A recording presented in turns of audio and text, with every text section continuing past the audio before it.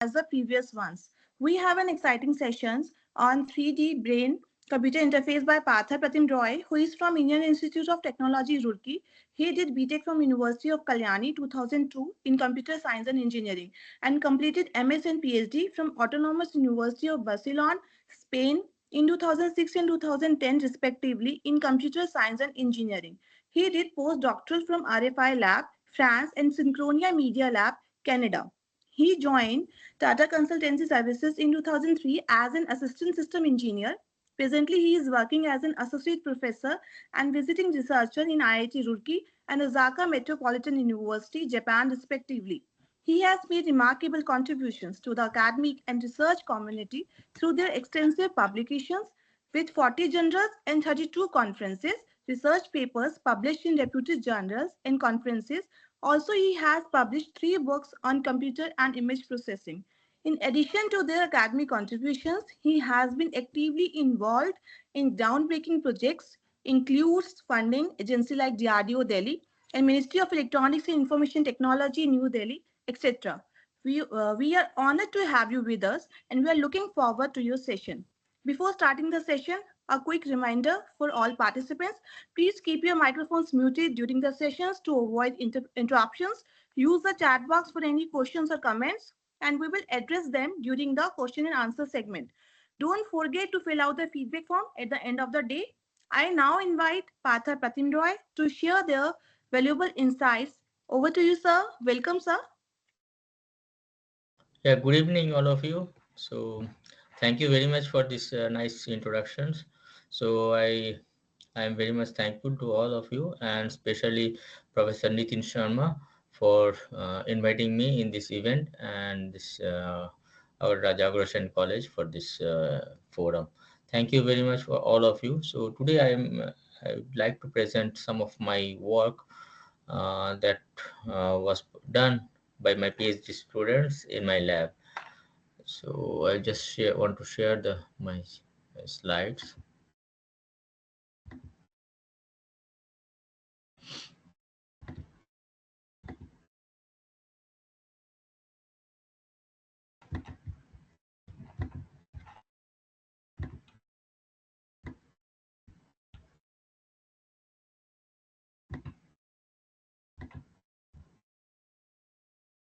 Is it visible?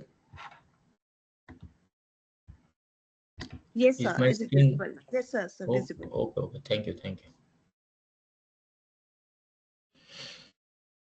Okay, so uh, presently I am serving as associate professor in computer science and engineering IIT Roorkee. I am also associate editor of some uh, peer journals like ACM Transactions on Asian language learning and image processing. Then neurocomputing, IET image processing, IT biometrics, IEEE transactions on CSBT, and some journals. I'm also associated with some conferences. So my um, profile and then publications can be found in my website called Parimal, Parimal, Parimal IIT Roorkee. So Parimal is a short form of pattern recognition, image processing, and machine learning. So yeah, I'm very much happy to uh, share my knowledge. So during the lectures, if you have any doubts, you please interrupt me. And before I start, actually, I wanted to share that. Okay, so I also own 2 startups. Okay, so one of the startup is on agriculture domain, another is on augmented reality, virtual reality. So these are important because some of these works are relevant and nowadays in this uh, in Indian scenario. So just I'll explain this to startup. So one of this is Farmicon. So the name of this startup where actually we develop technologies um, based on um, agriculture land. So it can be drone based precision farming, then plant disease identifications, and then supporting farmers for uh, connecting or networking with these informations. So here I show you this one video where we have used our own drone to spray near uh, near around lands in Roorkee. Okay, so these are uh, very mm, useful because here the manual uh, when we do this manual spraying, then many crops will be destroyed. So in drone based spraying, it actually doesn't affect, and it is very much precise, and uh, then these are useful means to the all these are mm, used okay for this farming. So here in this agriculture land, we work for crop identifications, crop disease analysis, predictions of crop pricing, and then drone spray, crop health monitoring, and soil health testing using IoT. And another work we have developed, it is on this augmented reality, virtual reality, and mm, and at the back end we have basically the large language models. So you know this virtual reality device, VR devices. So this we demonstrated this work in 2023 in Delhi. Okay, so this was basically you have, for example, uh, a, someone wear this VR device, and if he is in, um, if he wants to experience the environment of Kurukshetra Yuddha, so Lord Krishna uh, during that time delivered several Arjuna, what is it that you seek to understand? um, Lord Krishna, in a world several words which are actually now termed in Gita. How do I find self-worth and believe in my inner beauty? So you will be acting like a Arjun, and then you may have asked some questions to Lord Krishna, and he will answer those questions citing from Gita. You are not entitled to the fruits of your actions. Never consider yourself the cause of the results of your activities, and never be attached to not doing your duty. Your worth, Arjuna, is not determined by the world's perception of you, but by your actions and your adherence to your dharma. So this is very important because here we are using the large language models. So nowadays people are using large language models like ChatGPT. Okay, so in different research work, it can be in natural language processing, sign language recognitions, image processing, many different fields. Similarly, you can use this large language models in medical domain as well. Lord Krishna, I am haunted by my past actions and the pain I have caused. How can I seek redemption and find peace with my past? So I just stop it here. That's good, Arjuna. Remember, knowledge is like a boat that helps us cross. So similarly, we have this environment for Lord Ram. So where in his in Ayodhya temple. So one may go for in the Ayodhya temple, and he can do this puja, and also he can ask some questions. So another product on this augmented reality, virtual reality, it is on similar to mock interview. So we term it as a VR place. So I am just showing this. There are some important points I want to provide. Stress and depression, the evolving landscape due to the impact of AI on jobs and the ever-growing importance of soft skills. Embark on a journey with VR Placed, your gateway to mastering the art of placements. Step into a new dimension of learning where virtual reality brings placement prep to life. after graduations, so when the students go for interview, so they may feel stress. So this is some initiative to overcome the stress.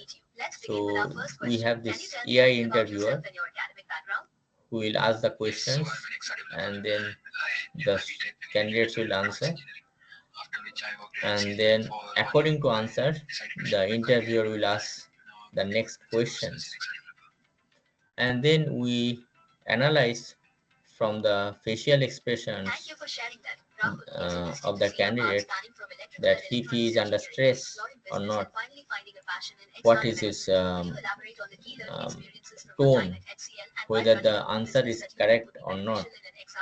So all this offers a transformative approach to interview preparation. Our platform's feedback report provides a panoramic view of your evolving skill set, tracking progress over time with an intuitive graph that captures growth in key competencies. It's not just about where you are, it's about how far you have come. The overall interview readiness score, central to the report, encapsulates this journey, reflecting your cumulative progress across all assessed areas. Highlights offer a balanced view, celebrating improvements in communication while pinpointing areas like eye contact and posture, encouraging holistic development. Within our behavioral profiling, advanced audio and video analytics dissect your performance further, evaluating nuances in tone, speech clarity, and body language to offer precise improvements. This meticulous, personalized feedback charts a clear path for continuous improvement, ensuring candidate so confidence. I just there are some feedbacks because it's running in different colleges, including triple ITs and some colleges, government colleges in Uttarakhand, and it's also running in some companies for interview. So as you see that with this interview, one can improve his interview skill every sessions. Okay, so what I wanted to uh, say from this last two videos, that we are using this large language model in the back end.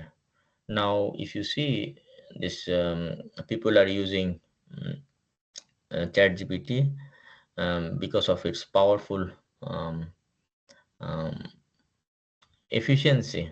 Okay, so in understanding the text written by the user, and then it also understands that what could be the missing points in some sentence or in a paragraph. So if we can use this, for example, in video or in signals, images, to improve on the performance better. Okay, so let me come back. So today I want to explain some of my work on this medical healthcare domain. So mostly my area work is on EEG based healthcare domain these days, but I did some work on medical image classifications as well. And we had one startup also on Kriya, that is Cogexal Lab. So where we worked with this AIMS Rishikesh doctors to analyze the uh, oral image, okay, so for cancer diagnosis. So the idea was to take a photo using mobile, okay, and then to analyze whether uh, we can analyze or understand the severity of this disease. So that actually we started, I think, 2.5 years back, and then after that we stopped. Okay, after 1 year of very good work. I mean, so my students actually they did a lot of work on this, and they developed many softwares for this oral cancer diagnosis. So we analyzed from the data whatever we had, but we had to stop this work after 1 year because in India, as you know, that there are scarcity of the data. So we were not able to get the data properly from the hospitals. So we connected with this AIMS Rishikesh doctors. Still, they could not uh, manage from those hospitals for those data, because we require huge amount of data for deep learning classifications. So we had some prototype, but we could not develop the work. So I show some of these works these days so that we developed. So one of my work actually, it is on major depressive order. Okay, so analysis. So we worked with this MRI images.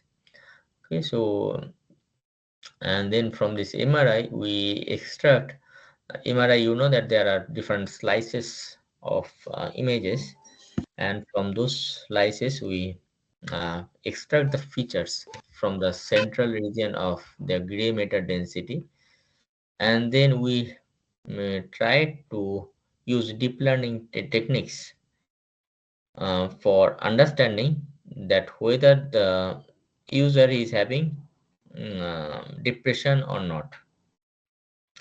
And then if it is having depression, then we also analyze the severity in four different categories.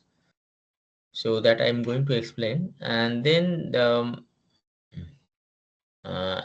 this work actually we also tested in different socio-demographic demographic features. Okay, so we did some statistical analysis also, and then including age, gender, and education's age, like whether it's young or adult, and then how what was at the education. So how actually this affect the depressions. So we also did some explainable AI, explainable AI techniques. Sorry, this sharp. Okay, so sharply additive explanations for understanding the insights of these findings. So this severity analysis, it was classified into four different groups: remissions, mild, remission, mild, moderate, and severe. So what we did, we had this input images, and this from these images, so we used these are MRI images, and we used some deep learning techniques. Okay, so we have a pipeline of these deep learning techniques, and then from this results we use this sharp analysis. Okay, and that actually shows the points, okay, using this red dots and this blue dots. Red means there is actually that those regions are actually prone for depressions, and this blue means it's a decreasing output. So we did some analysis that using this on education, age, and sex, okay, how it affects. And finally the predictions levels, classification levels on this mild, then moderate, and then severity. Okay, you see this confusion matrix from our results, and this is the sharp results, okay, from this severity classification. As I said, that we have these images, and then it actually mm, uh, uh, classifies into one of this category. So first row represents the region of interest, okay, in the prediction of MDD severity for a patient with severe depression. Okay, it's a severe depressions. Here you see this red dots are actually very much high, and whereas the second row represent the patients with mild depressions. So here you have this blue points, actually it's more. So the regions where actually the model learns, it's from posterior lobe region, hypothalamus, pons, and frontal lobe. Similarly, we have this whether it is we have the patients that whether this are having they are having uh, depression or not. So that also we analyze whether it's a yes or no. ends means no. Okay, so regions learns from this posterior lobe regions, hypothalamus and pons. So I'll just show you some of this work, and the details you may find in my uh, publications list. Second work, actually, it was done by my one of my PhD students recently, and she did work on MTech. So that was the classifications of wireless capsule endoscopy images. So you have this a small capsule, okay? So it goes inside, and then it takes the images, and then from these images we need to understand the the classes, okay, of this gastrointestinal. So we had basically these six different categories that are mentioned here. So what one is normal, some of them are uh, abnormal. So we use some feature extractions and classifications using transformer, and then we do the classify. Now let's move to this one of the main work. Okay, so what we are doing using this EEG. Okay, so that's more on mental healthcare domain. So EEG is like a electroencephalogram. So it's we try to understand the cognitive state of human brain using some computer interface. So it is the signals we capture through some electrodes, and then we develop some software, and this software takes this input, these signals, and predicts the output. Okay, it's like a cognitive state, whether the person is in happy state or sad states like this. So different kinds of cognitive states we identify from those signals. Now I will show you some videos. Okay, so then it will be clear that how actually it works. So BCI application is uh, being used for different purpose. So for example, someone wants to control the motor or wheelchair, or he wants to play video games using the EEG signals. Okay, so here this person is using some one sensor which is in on the forehead, and when he blinks, that time that sensor okay, so provide the signal. Okay, so there will be some high amplitude, and then in that program we detect that trigger, and then we run the server or motor. So now you see this another video here. This person is doing multiple activities like blinking, jaw clenching, and then closing eyes. And then you see this according to the his activity, the signals are different. So now if I want to do the engineering, like if I do not understand the the information that what actually he is doing, whether he is closing the eyes or blinking, I just see the same signals. So from signals, can we identify the activity what he is doing? Okay, so can we identify the pattern, and then from this pattern we understand what activity he did. Okay, that is the EEG based pattern analysis. Now you may understand that, okay, so it is like your ECG signals. ECG signals also provides these kinds of similar signals, and then uh, when doctors see those ECG signals, then they identify that what kind of heart disease the patients may have. So similarly, from these EEG signals also, we can identify the brain related disease.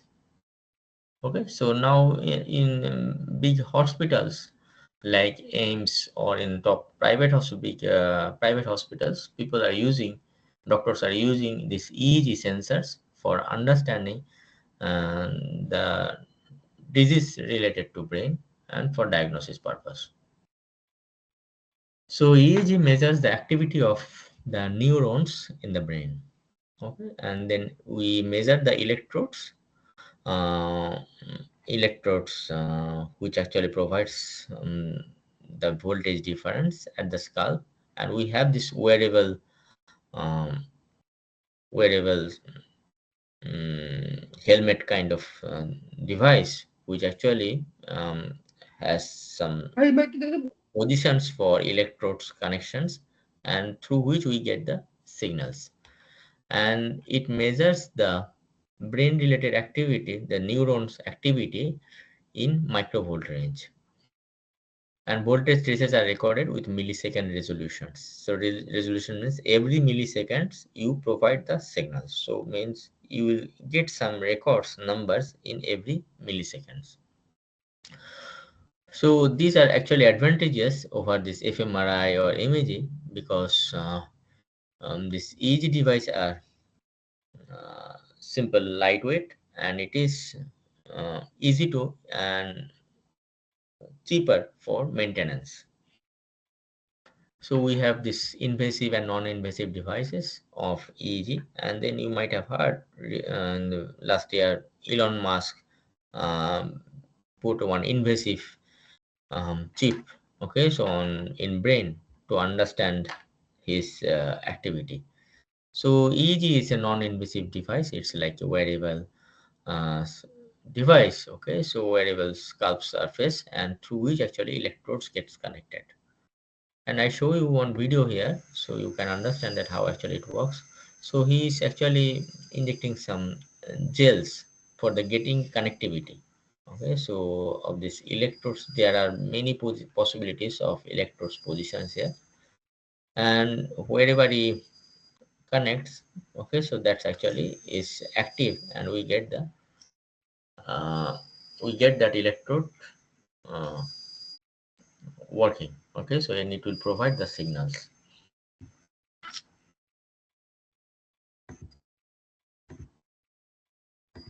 So you'll see that when someone is not doing any activity, then the signals will be very much uh, ship, shallow.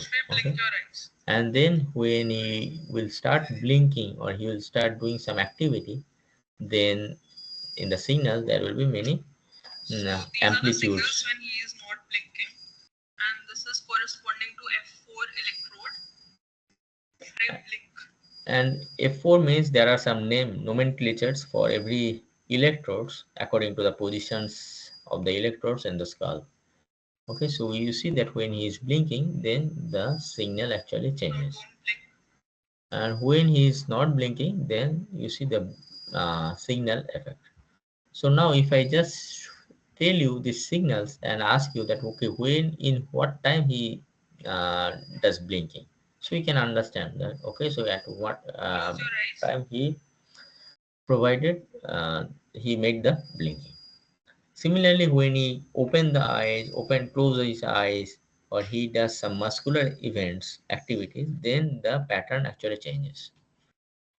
Okay, so based on these patterns, we can analyze that. Okay, so what happened inside? So usually in EEG signals, when it is very much the subject is very much excited, then there will be lots of high frequency signals, and then when he is in sleeping positions, then those high frequency components will be less. Okay, so these signals are usually in traditional literature. In the literature, these signals are decomposed into different bands like alpha, beta, gamma, delta, theta. So higher frequency means when the brain is very much active. Lower frequency means is in the sleeping stage. So when you will find these kinds of signals, okay, so from brain, so now we need to understand the patterns. So from these patterns, actually, we can identify what happened, what he did, whether he did opening eyes, closing eyes, or he blinked eyes, or he did some muscular events. Okay, so that means we have these signals and we need to identify. So there could be some um, noise as well. So you see that there are basically different signals, and all these signals are from different electrodes. If there are 32 electrodes, so you will get 32 signals. If there are 16 electrodes, you will get 16 signals. So you have basically, these are in the x-axis, it is a time dimension. So that means every milliseconds you get the record. So we can do some pre-processing.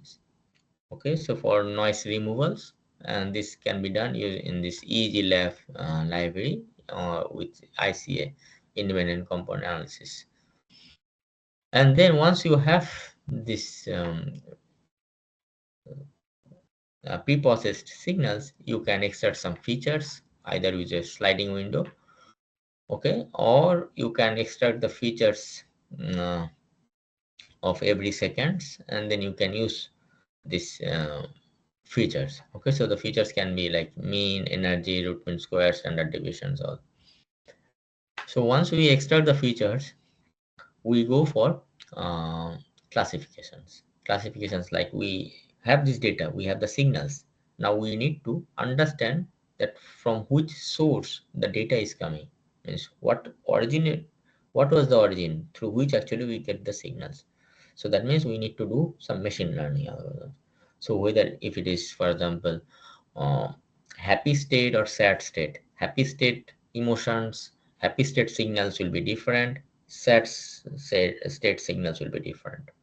So if we have these features, then if we need to just classify them using some machine learning algorithms or deep learning algorithms, that which category it belongs.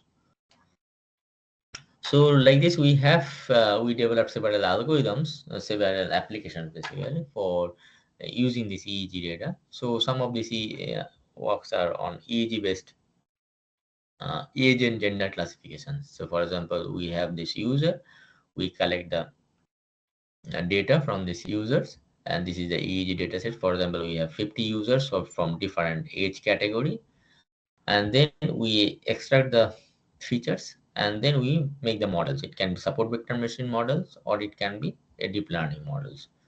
And then we have basically two models. We want to identify age, also we want to identify gender. So age is a classification here, it's not a regression. So I just want to say that whether it's a adult or child, or which or in what group this person is from.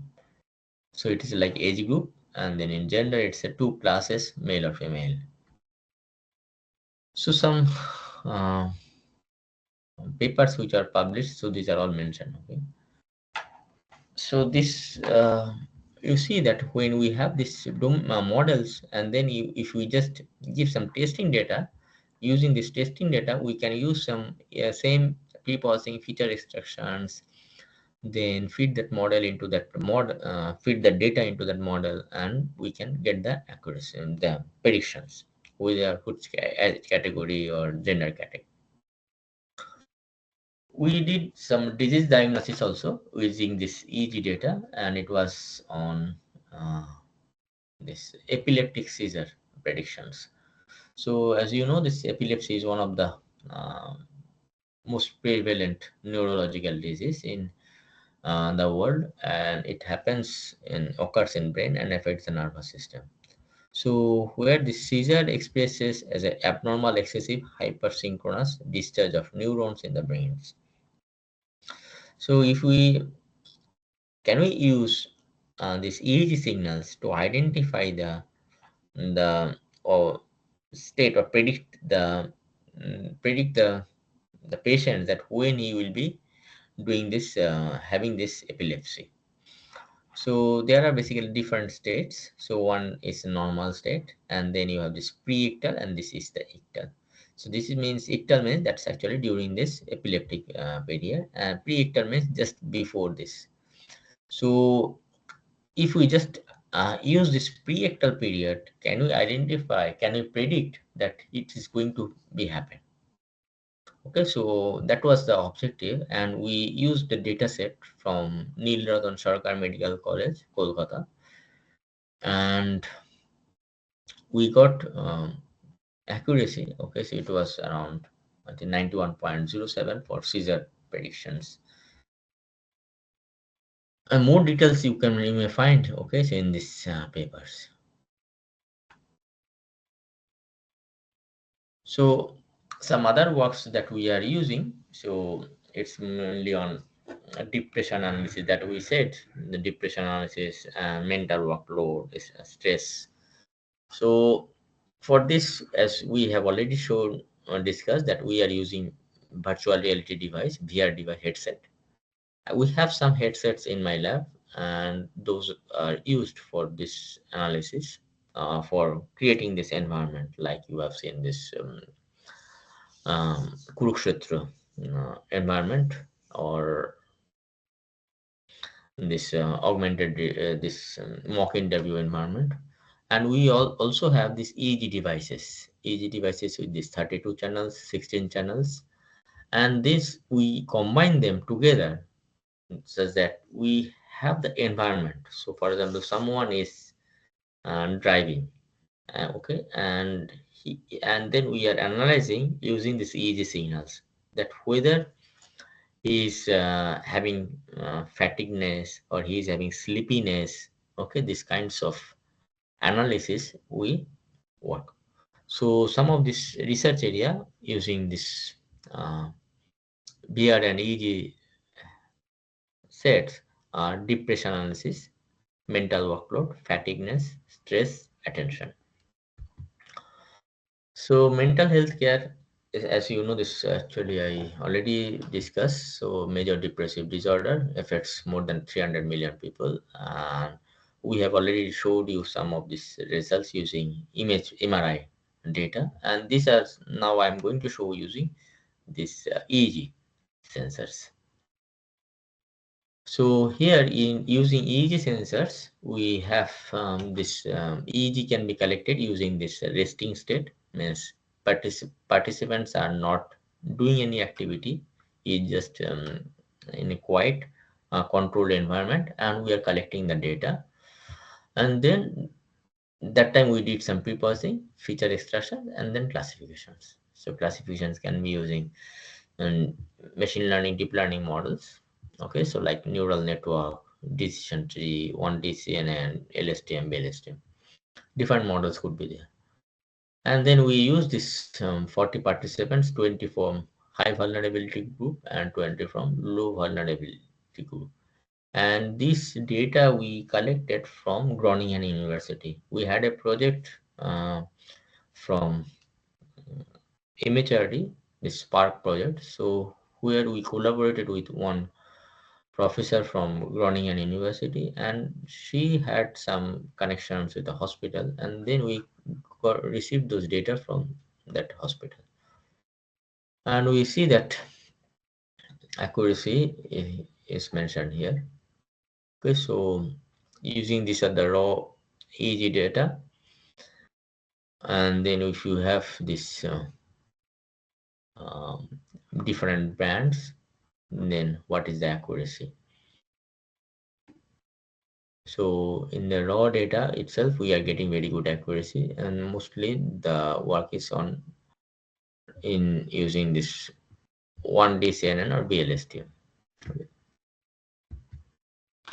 And in resting state and task-based EEG. Okay, so we also provide some task, like we give some stimulus, like he does activity, he's listening music or he's watching something. That time we are collecting the data, or we ask him to do some activity. So for example, he's solving some mathematical calculations. Okay, so that time also we collect the data.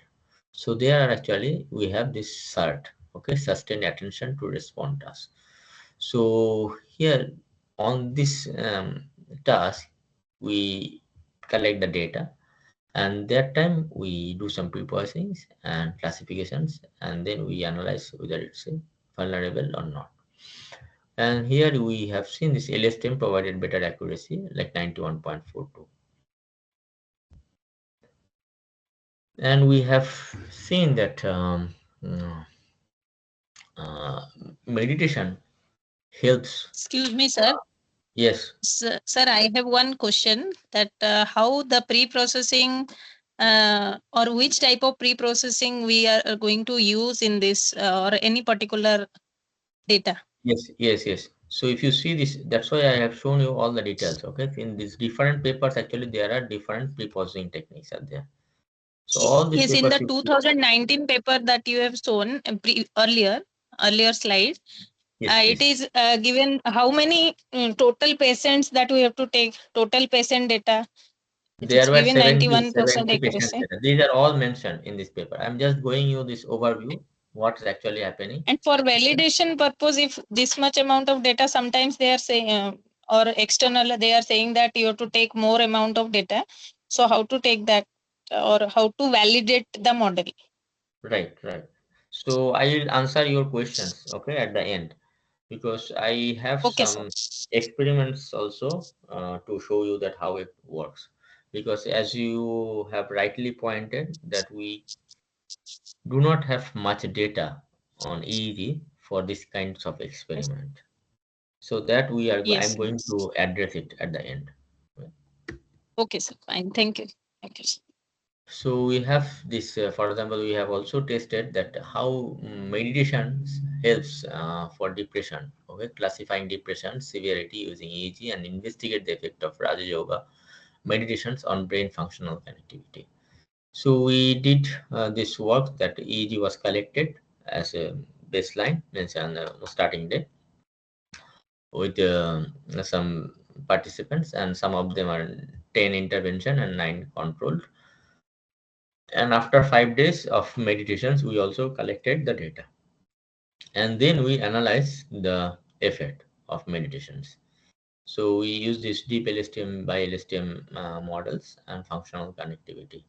Okay, so we found that this classification accuracy actually 92.96% for mild, moderate, and severe depressions. So as I was saying that we can use this VR headset and EEG for these kinds of analysis.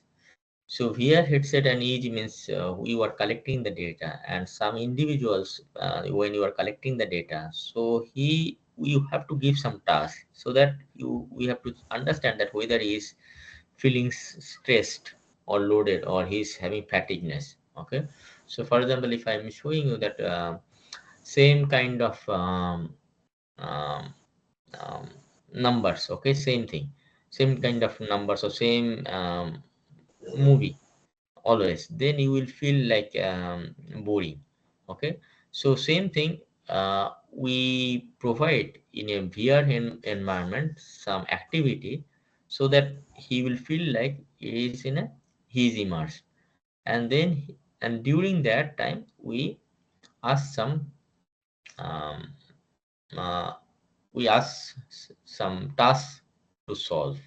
So for example, here it's like we collect the EG data for both and you have this UAV, okay, so and then UGV, so both drone and this grounded vehicles all, okay.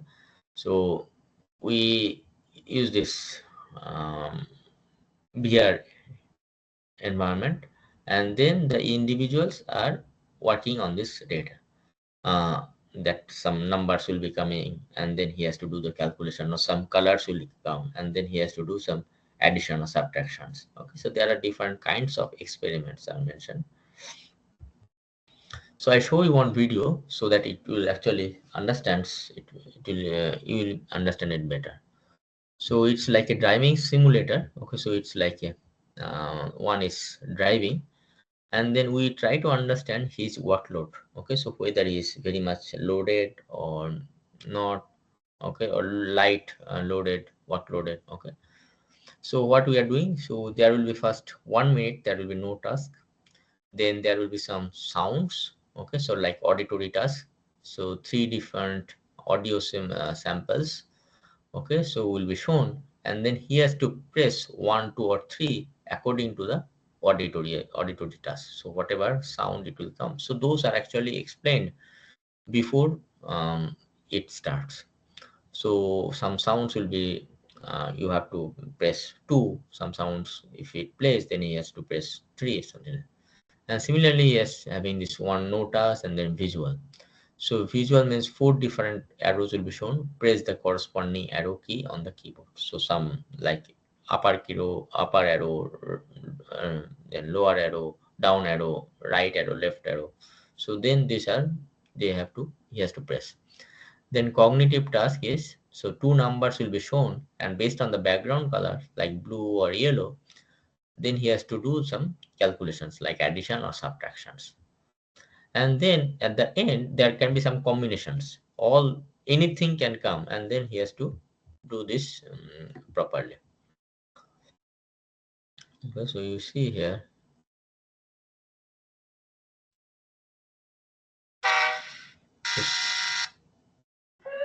so some sounds come and then he plays, and then there are some arrows.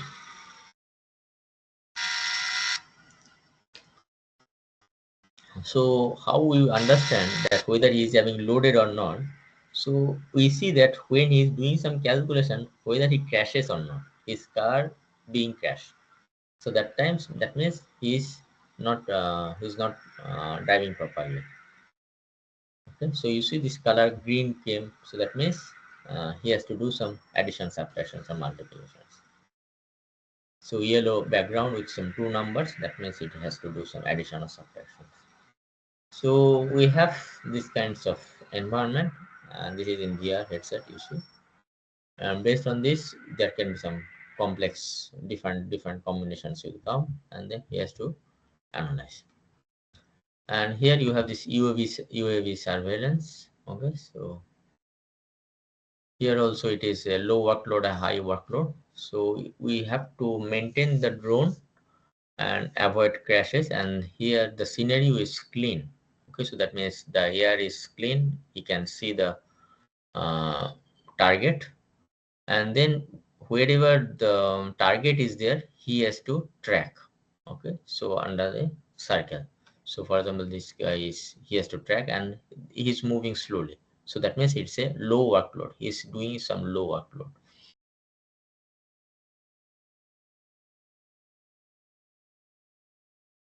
If I go for high workload, you see that time, and the scenario environment is little hazy, and the target will be running fast.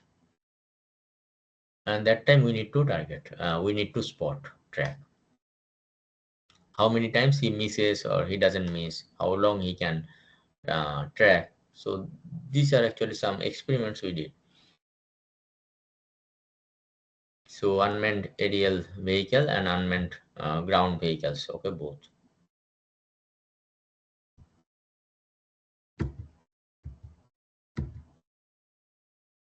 So this is another work we did, experiments for understanding the attention of a person. Okay, so it was also from our collaborator from the Groningen University.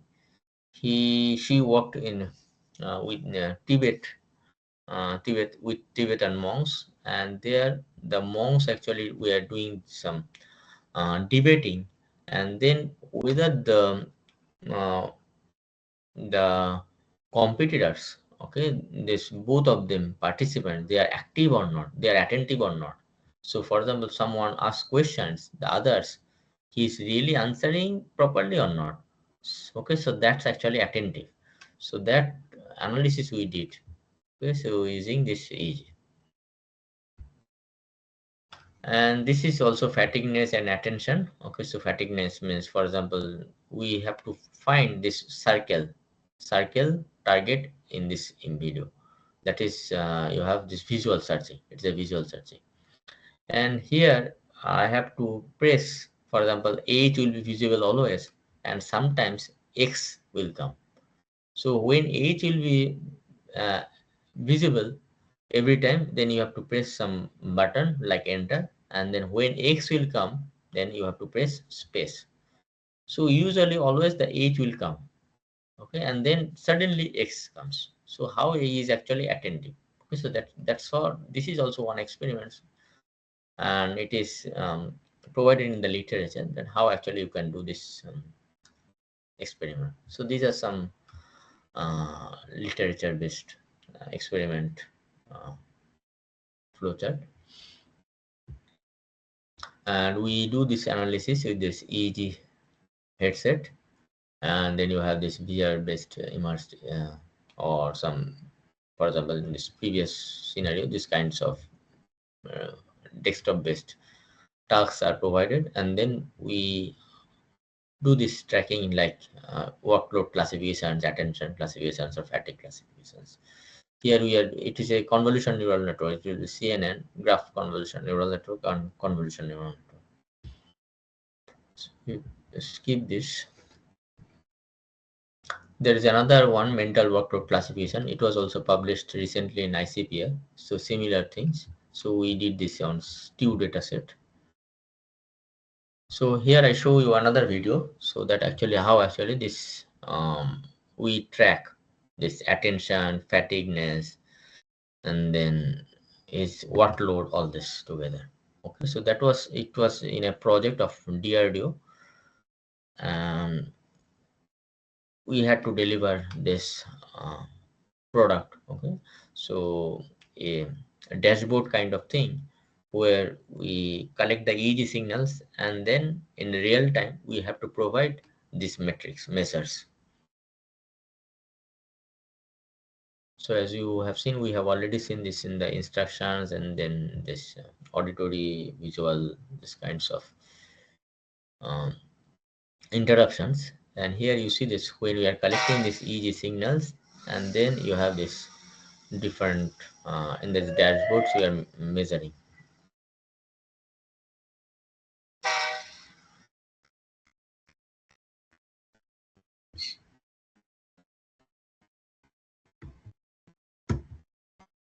So we also did some experiment with this driver drowsiness. Okay, so these data sets are also available, and we have seen that we now with our deep learning models, it provides better accuracy. So there are some other works in this EEG based uh, healthcare. So mental imagery for rehabilitations. So we understand this mental imagery. So we mentally identify, understand. So for example, I am visualizing something. So I am visualizing like I am in Paris, okay, or I'm visualizing like I'm swimming. I'm moving my hands. Okay, so these kinds of mental image visualizations, and then during that time we collect some physiological signals like EEG, MEG, fMRI, FNIRS, and then we try to understand that what was the visualizations, what I imagined. So this can be used in rehabilitations. Okay, so for example, someone is not able to move his limbs, then or he wants to move his wheelchair, then he just imagine, and then automatically it will work. So the pipeline is EEG signals acquisitions, feature extractions, classifications, and then control. Okay, so this work is also there in ICPR 2024. So mostly people are working on this feature extraction and classification part. And then someone can collect the data with the visual information, someone collects the data using speech, someone, for example, he's saying something, imaginations, he's smelling something, he's touching something, he's moving his hands.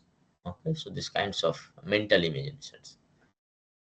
Now I come to this point that, okay, so as I was saying, that EEG data is uh, required for this analysis, and EEG data, it's when you collect the EEG data from the participant, it is not very straightforward, because preparing the EEG headset, it takes half an hour to 45 minutes or something, or more longer when the electrodes are more.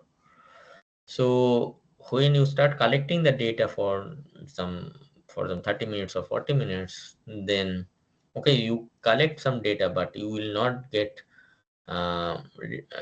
you cannot get that same participant in future, because it's very tedious. So you it is very difficult to get the data, easy data.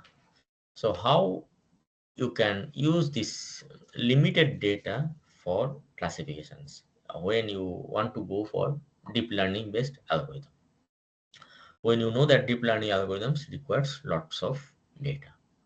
So there you have these techniques like GAN. Okay, so like generating synthetic data using GAN, generative adversarial network, or diffusion models.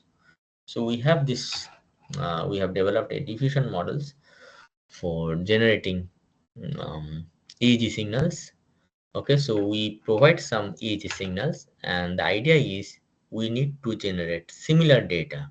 Okay, uh, so that model learns better.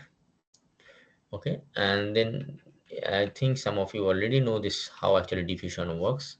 So you have some real data you provide, like real image, and you use some Gaussian noise, okay, repeatedly until it becomes very noisy, and it's a forward diffusion.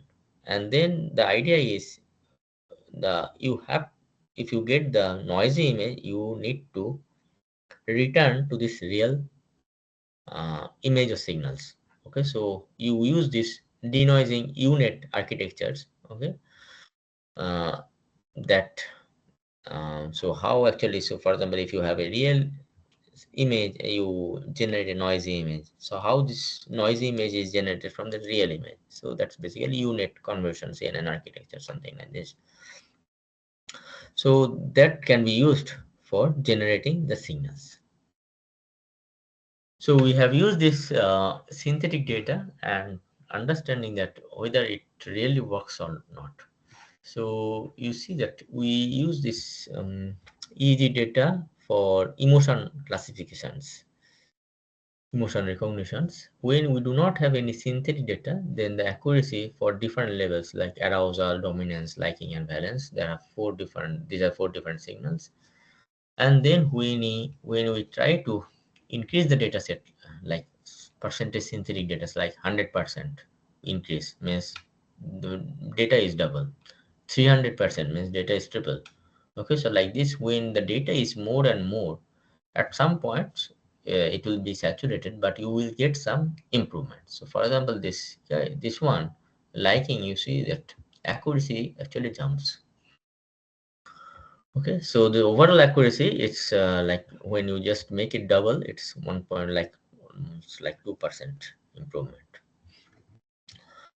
Okay, so that's it, I think. So yeah, if you have any some questions, we can discuss.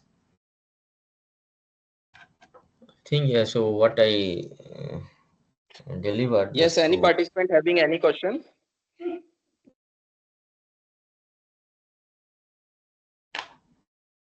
what I just want to summarize what I have discussed.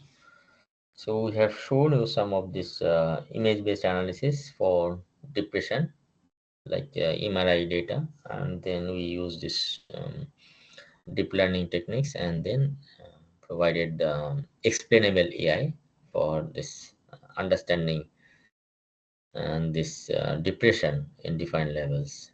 Then we also worked on this uh, this EEG based different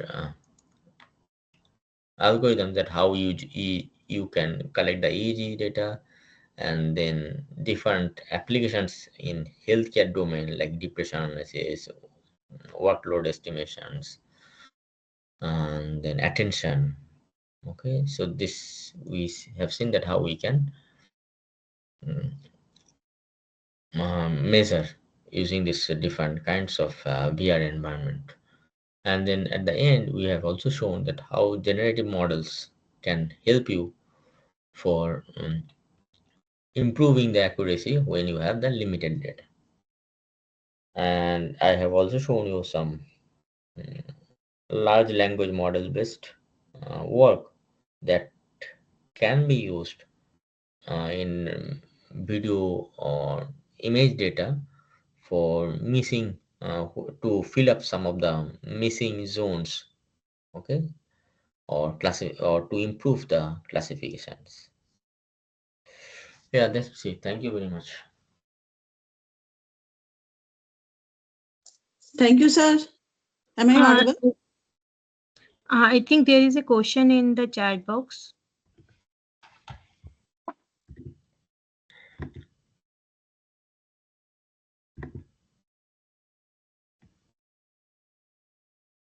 Okay, can you brief about feature selection method? Sure.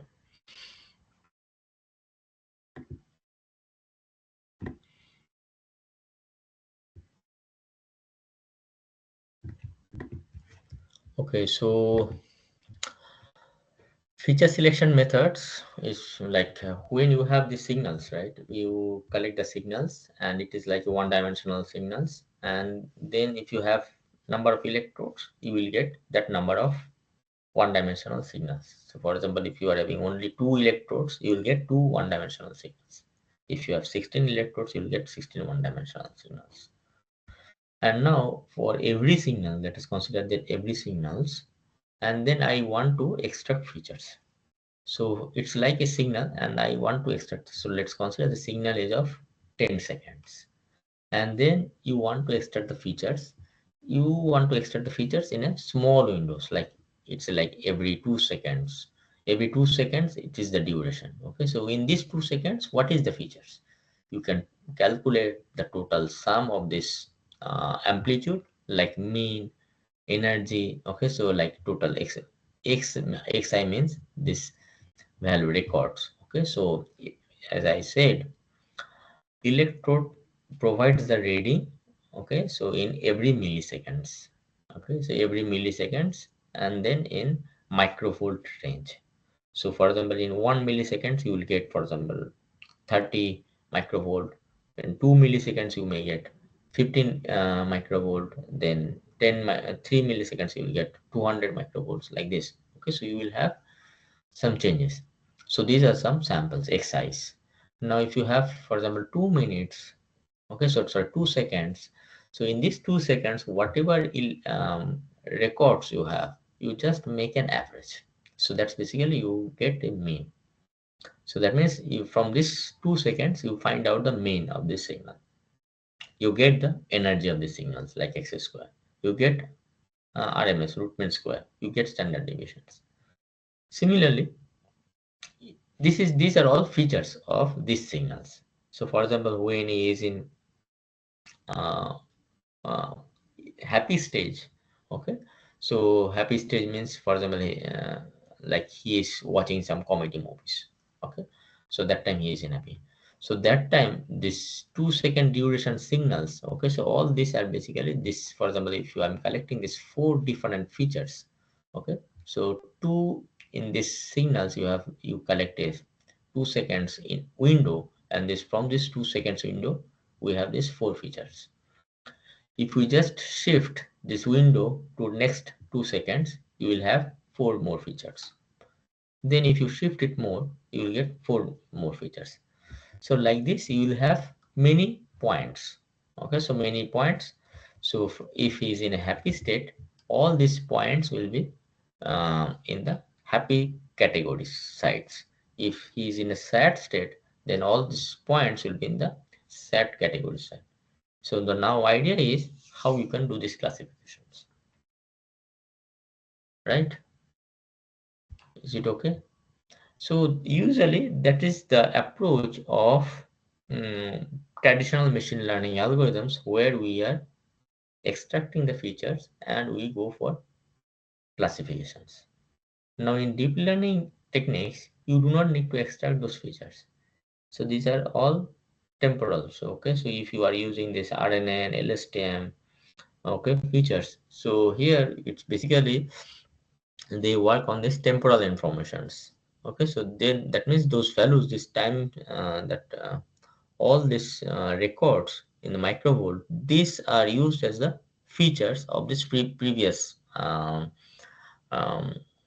time scale. Okay, so for example, if you are using for 2 seconds, in 2 seconds, this all the samples records, these are used as the features of an LSTM classifiers.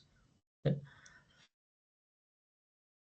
And then you use this classifications LSTM or BLSTM, and then you can get the accuracy. Thing you know, this RN and LSTM, here you do not have any, you do not need to provide features. You can provide features, but um, uh, without features also, just temporal signals also, it will work.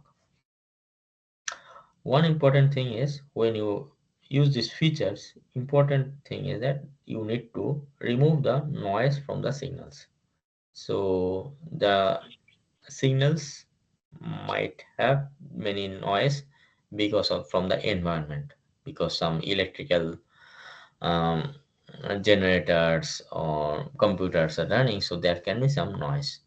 So those noise, you may use some, for example, ICA techniques or PCA techniques to remove those noise. And then after this, there are several noise removal techniques like moving average, band pass filters. Okay, so many techniques are there. So once you do this pre-processing, then you have this pre-processed signal, and then you go for feature extractions or you go for classifications. That's it.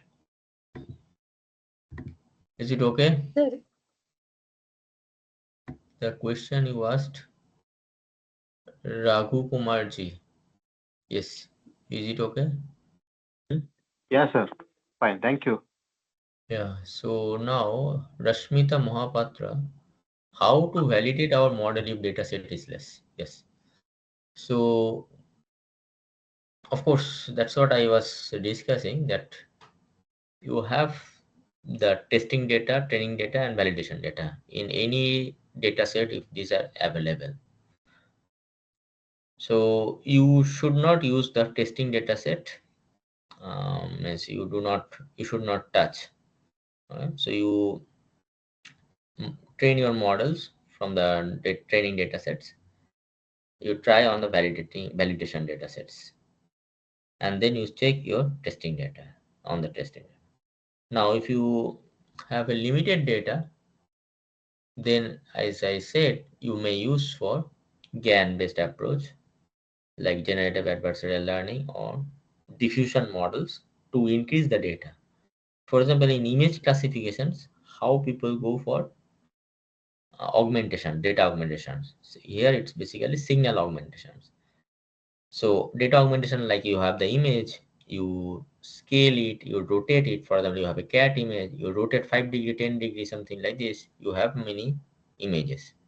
You you do some transformations.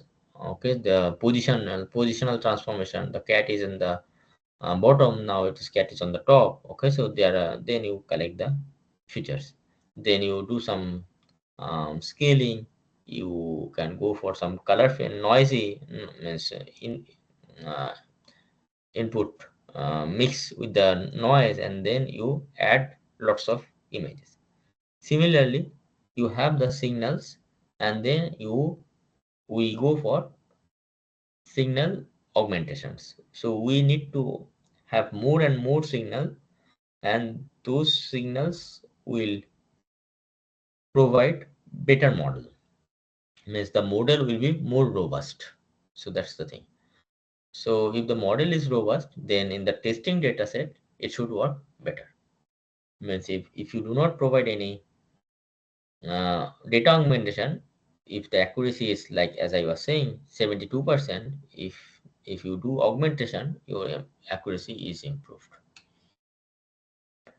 And then of course, if you want to go for validations, then the hospitals are there. And then otherwise you have the dashboards, like people how they are testing. For example, if you are using your data sets in the literature already, the experiment mm, testing instructions are provided, and then you do the testing and you get the results, and then you try to improve. If you can make it better, that's done. Good evening, sir. Yeah. So just a Yeah, minute. So we have Nirma Patel. Is yeah, approximate yeah, coefficients can be yeah, sir. I am itself, sir. I am itself. okay? Yeah, so may I ask the question, sir? Yes. I can Yes. see. Yeah, sir. Actually, I am doing my research in the protection of hybrid microgrid. So I am doing with the data only, not the image. So I am handling with the current samples. So what happened is that these current samples are time series data. So before I am using an ensemble machine learning model is used for predicting the type of fault. So before this ensemble model, I am using a wavelet packet decomposition. So Right. what difficulty I feel that this is a time series data. So I give into the WPD and I calculate the approximate coefficient, and using that I calculate the standard deviation. But when I give the standard deviation itself as a feature to my model, it gives only 92%. But I give this approximate coefficient along with the SD, approximation coefficient at level 3 along with the XD, then it gives almost 99%. So my doubt is that, sir, is this approximation coefficient can also work as a feature, but the number Yes, of yes, the features, but yes. in my case, number of feature will increase. So how can I able to reduce it, or is there any other possibilities there? You can always reduce the features. There are some feature dimension reduction techniques like Like PCA, PCA. auto encoders. This kind of techniques are there, which can be used for dimension reductions. So this approximation coefficient is also work as a feature, right, sir? Right. Yes, these are always there because these are course level features.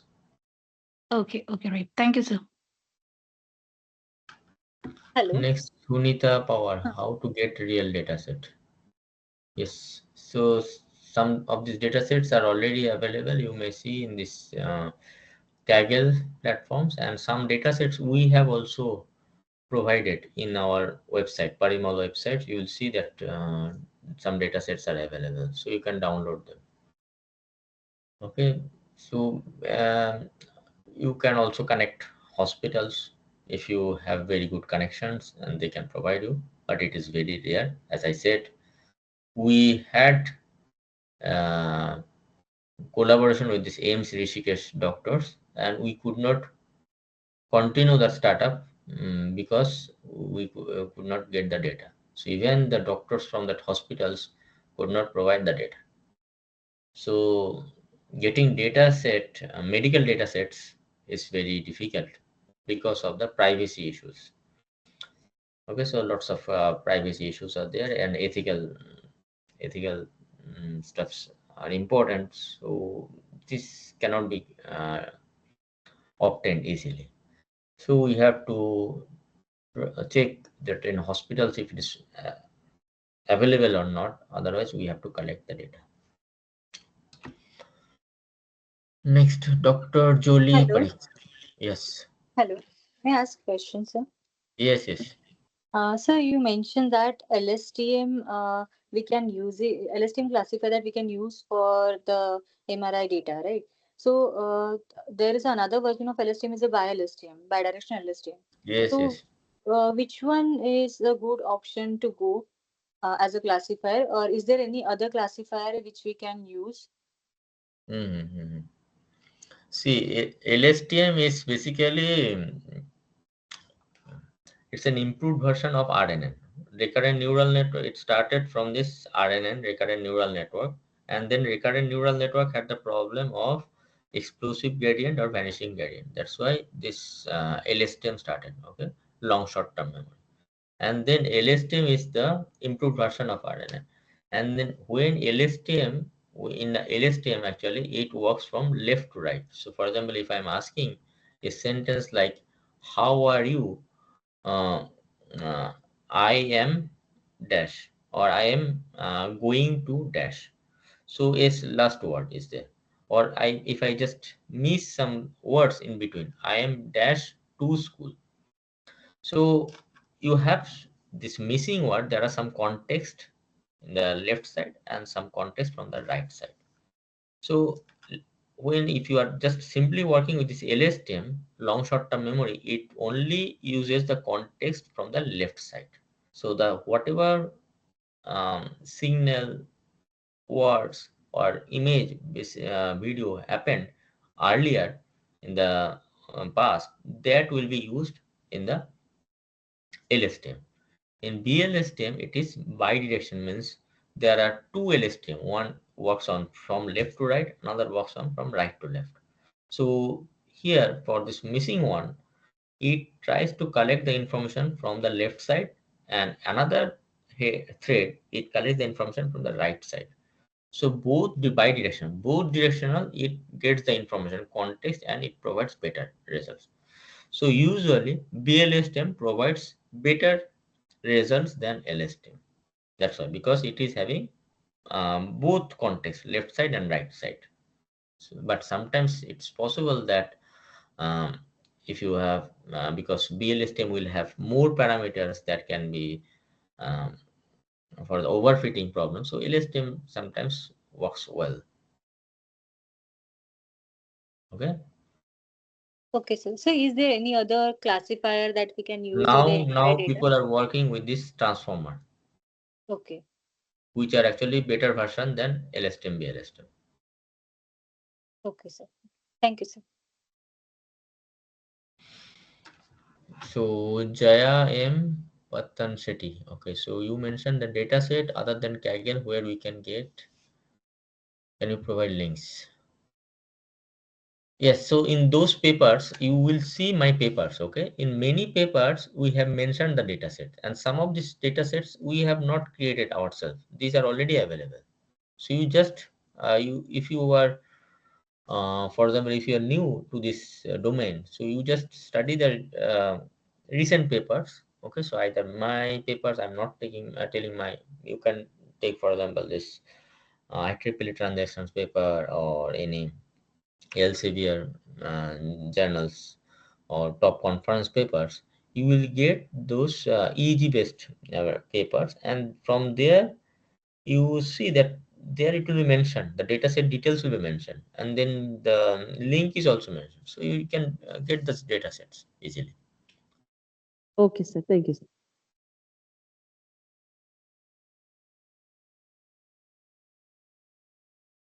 Yes, any other questions? Yes, good evening, sir. Good evening, Nitinji. Hanji, sir. Sir, my one question is from my side. Actually, sir, how Yes. can we identify that which algorithm we apply in which type of situation? Like there are so many algorithms for regression or classifications, or what is happening inside the algorithm? How we know that what is actually happening? But how the algorithm proceed, and mathematically. Uh, if we want to identify the different steps which are involved on applying these algorithm on different type of data set or images. Right. So yeah, nowadays there are lots of architectures of deep learning coming, and there are many machine learning algorithms. So if one starts from some point, he will be uh, lost, because there are so many things. So I also feel like if I start now, then I will be lost. So what people are doing, that you have to study the literature, machine learning algorithms, understand the positives, pros and cons of all the algorithms. That, for example, when in which algorithm, in which data set problems support vector machine will work, in which algorithm decision tree will work. So all all these algorithms are having, if you study this in details, you will understand that there are some advantage and disadvantage. So in some cases this will work very well, some cases it will not work. So for example, if I just say this linear regressions, okay, linear regressions, if the if you have the data, okay, so like time series data, and then it may work well. But linear regressions, it is not that powerful, because it will have for the it will have many different parameters, and if you want to go for regressions, means there are some laws, and then when you want to tune those parameters, there will be overfitting, underfitting, and then it may not work well always. So then you have this other algorithms coming. So if you are going for example, decision tree based algorithms or support vector machine based algorithm, there will be different advantage and disadvantages. Now, if I say that if you are having some problems, and then I have a list of approaches, which approach I will use. So first we have to study the literature and see that all understand that whoever already published, they have also tested in different with this different methodology. So that means they have found that those methods are better. So once we know that this is the method, and then if nowadays all these are using these deep learning architectures, because now people have understood that deep learning architectures are better than machine learning algorithms. So even if you show very good results using traditional machine learning algorithms, it will not be um, considered. So they will say that, okay, so the data set is very simple, or it is overfitting, your results are not good, your method is not good. So you have to show the results using different deep learning architectures. And when you go for deep learning architectures, now people are using always the latest deep learning techniques, which are actually more and more powerful. So like for example, people earlier days, they are using CNN. Then after that, people started working with this transformer. Then there are some other techniques. Okay, so now people are using liquid neural network. Okay, so many different neural architectures are coming every time. So we have to test. Okay, so this is basically a trial and error.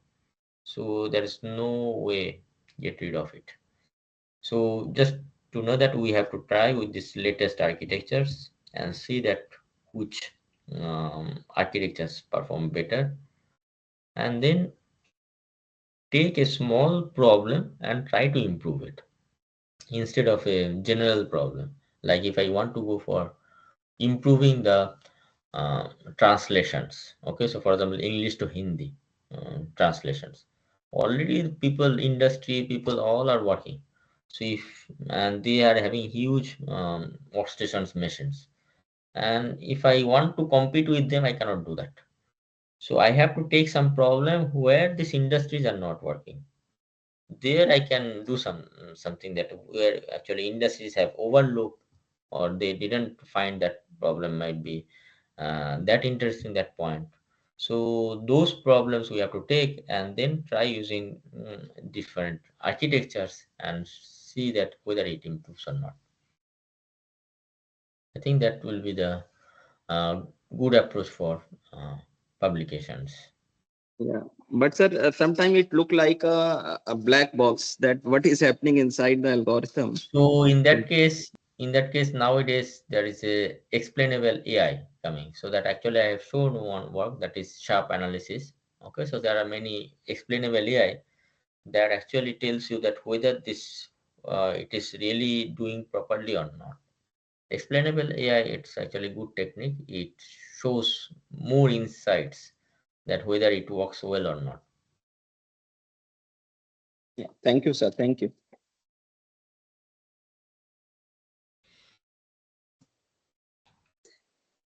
Any other question? Okay. Thank you, sir, for such an insightful session. Your expertise and in-depth knowledge truly enrich our understanding. We are deeply grateful for the time and efforts you have made to share your valuable knowledge with us today. Thank you once again, sir. Thank you very much, madam. Thank you all of you, and thank you Nitin Sharma ji for inviting me in this session, and all the participants for your patience. And I just mm, tell you that okay, all the publications, these are all mentioned in my website. You can get all the details. Okay, thank you very much. Thank you, sir. Thank you very much. Thank you, sir. Thank you. Sir, uh, can I start with the next session? Can we start with the next session? Yes, ma'am. Okay. Now, as we move forward, with the great pleasure, I would like to introduce our next speaker for the day, Mr. Ravikant Tyagi, for an exciting session on edge detection and analysis to AI. With over 8 years of extensive experience in the development and implementation of standalone and client server architecture based enterprise application software, Mr. Ravikant Tyagi specializes in Python, data sciences, and image processing. His background comprises a broad range of expertise in developing web and desktop applications using MVC and MVT architecture with proficiencies in languages and framework such as Java and Python Django. He is proficient in various code editors and IDEs such as VS Code, Jupyter, Spider, PyCharm, Eclipse, and Sublime Text. Other than having substantial experience with DevOps tools including Docker, Kubernetes, Sonar, etc. He has also worked as a professional trainer in Zebia. He is co-founder and a software trainer and Brain Mentor Private Limited. Also worked as a senior software engineer in HCL and as a front-end developer in Netlink WebWork. He trained more than 5,000 students and more than 1,000 faculties of various colleges and universities like Bennett University, Amity University, Delhi Technical University, and many more. We are honored to have you here, sir. Now, I would like to invite Mr. Ravikant Tyagi to take over and share his valuable insight with us. Over to you, sir. Thank you, ma'am. A very good evening to all of you. So this side Ravi, and today we'll be having a discussion on the edge detection and analysis. So this particular session is not just about the edge detection and analysis. It's all about like how AI is picking up in the area of medical image area. So before getting into these things, I'll be giving you basic. Obviously, ma'am gave my introduction, but I would like to tell you a few things about me as well. See, I have been working as a developer and a data scientist in multiple companies I have worked with. One of them is HCL Tech, and I have worked as a senior training head in Zebia. So right now, based on my experience, I have worked with a lot of domains in data science, and there is one term that right now I would like you all to understand that there is something that you all are familiar, that is like you all are doing in your research area, AI, ML, and everything related to that. But see, my background is IT. Okay, I'm purely from IT industry. I'm purely from development. So I'll be having this session. My target would be to make you understand that in IT, how we are implementing these algorithms, how we are implementing these things. What are the kind of scenarios we have? What are the kind of problem statements that we are facing right now? So my particular point of view will be related to everything that is related to development with the data science. So that's why there is a term in market today known as full stack data science. Have you guys heard of this term, full stack data science? Anyone know about this term? What is full stack Yes. data science? This is one of the term going in the market right now. Yes, sir. So anyone, can you please tell me like what do you understand with this term if you have heard about full stack data science? Because right now in the market, if you see, I'll be talking about jobs as well, because you all know that the recession is going on and jobs are not that enough for student to be getting to get placed in the IT. Why this scenario is happening? So I want to discuss these kind of problems with you. Obviously, we'll be coming back to the medical area and all, but there are few basic problems that I also have to talk about. So can you please tell me, guys, if you have heard about full stack data science? You can raise your hand, you can mention in chat window simply, yes, no. It's not like you all have to turn on your mic and answer it. Just mention in chat window if you have heard about full stack data science, what exactly it is.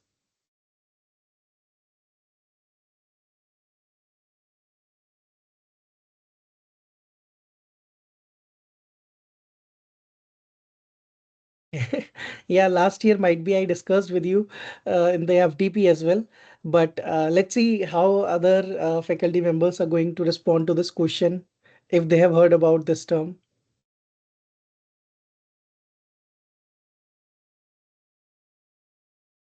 See, full stack is not just about development right now. It is not just about creating web application. It is not just about creating mobile applications and all.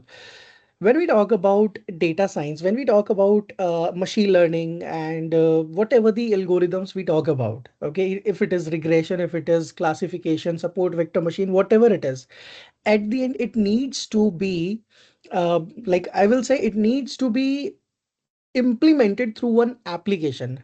Okay, now the point is how we are like, are we preparing ourselves that we can create one application and also implement data science, both the things? I don't think so, because mainly we focus on the research, mainly we focus on the implementation of Python programming for these algorithms and all. But what about the segment that you are leaving, that is the application development side? Also, there are few terms in the market. I just want to, I will take hardly 15 minutes about these topics. Okay, then I'll get back to the main agenda. So guys, have you heard about the term MLOps?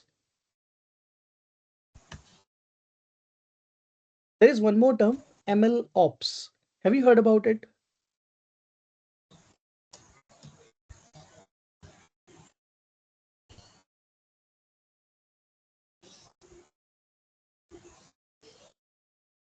Yes, participants write in chat Just if you mention know the yes, answer. no.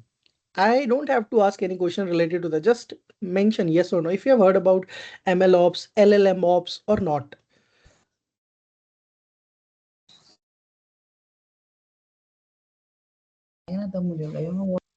So if I say just do one thing today, just visit naukri.com or any job portal, LinkedIn, wherever you would like to search jobs. If you search for any data science job in today's market, okay, data science job means like a full stack data science, data analysis, whatever it is, machine learning, deep learning engineer. What are the key skills they are asking? They are not just asking about the simple algorithm. They are not just asking about the student is familiar with linear regression, logistic regression, support vector machine and all. They are not expecting that a student is familiar with artificial neural networks, CNN, RNN, LSTM. Everyone know about this. Everyone can learn these kind of things from YouTube, from ChatGPT, anywhere. They are expecting end-to-end development with machine learning. Okay, end-to-end development with machine learning. Now, the term MLOps simply means machine learning plus operations. Now, what is that? This simply means that a simple machine learning engineer is also responsible for retraining the model. So if you question yourself, like what if I train a model and then after that I'll be giving you data again and again and again and again. Will you be training the model again and again from scratch? Or you want your model to be trained till a particular point, then a new data comes in, then continue training, generate a new response, then new data comes in, continue resume training the model from the point where it left. So what should be your strategy in that? I hope you all are getting my questions here. So what I'm trying to put in your brain about the questions related to data science implementation in real time. Okay. All right. So these was the basic things that I am doing in my job. That's why I was talking about these things. So that's why I said that I would like to tell you about myself, what I am doing in my job. Right now, we are working with banking application where we implement data analysis a lot, where we implement credit card fraud detection kind of algorithms on daily basis. Okay, so let's get started with today's objective. What I'm supposed to do here today, and what I'm going to tell you about today is, let me share my screen first. I hope it is visible to all. Yes, sir. Okay. In between, if you have any question, query, anything, you can ask me anytime. Okay. My chat window is always open. All right. Let's get started. All right. So, first of all, one of the best topic I can talk about today is this medical imaging. Obviously, going on one of the hottest topic in the AI area.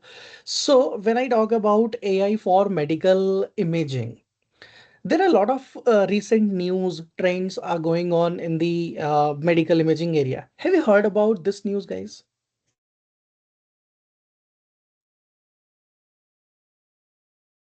This the recent news. I hope you might have seen this on Twitter, LinkedIn, or wherever. Yes, sir. But limitation is the accuracy of the algorithm. Yeah, This is definitely. There will be a lot of limitations as well, but we are talking about the possibility also. So there are two things. First thing is that this is possible.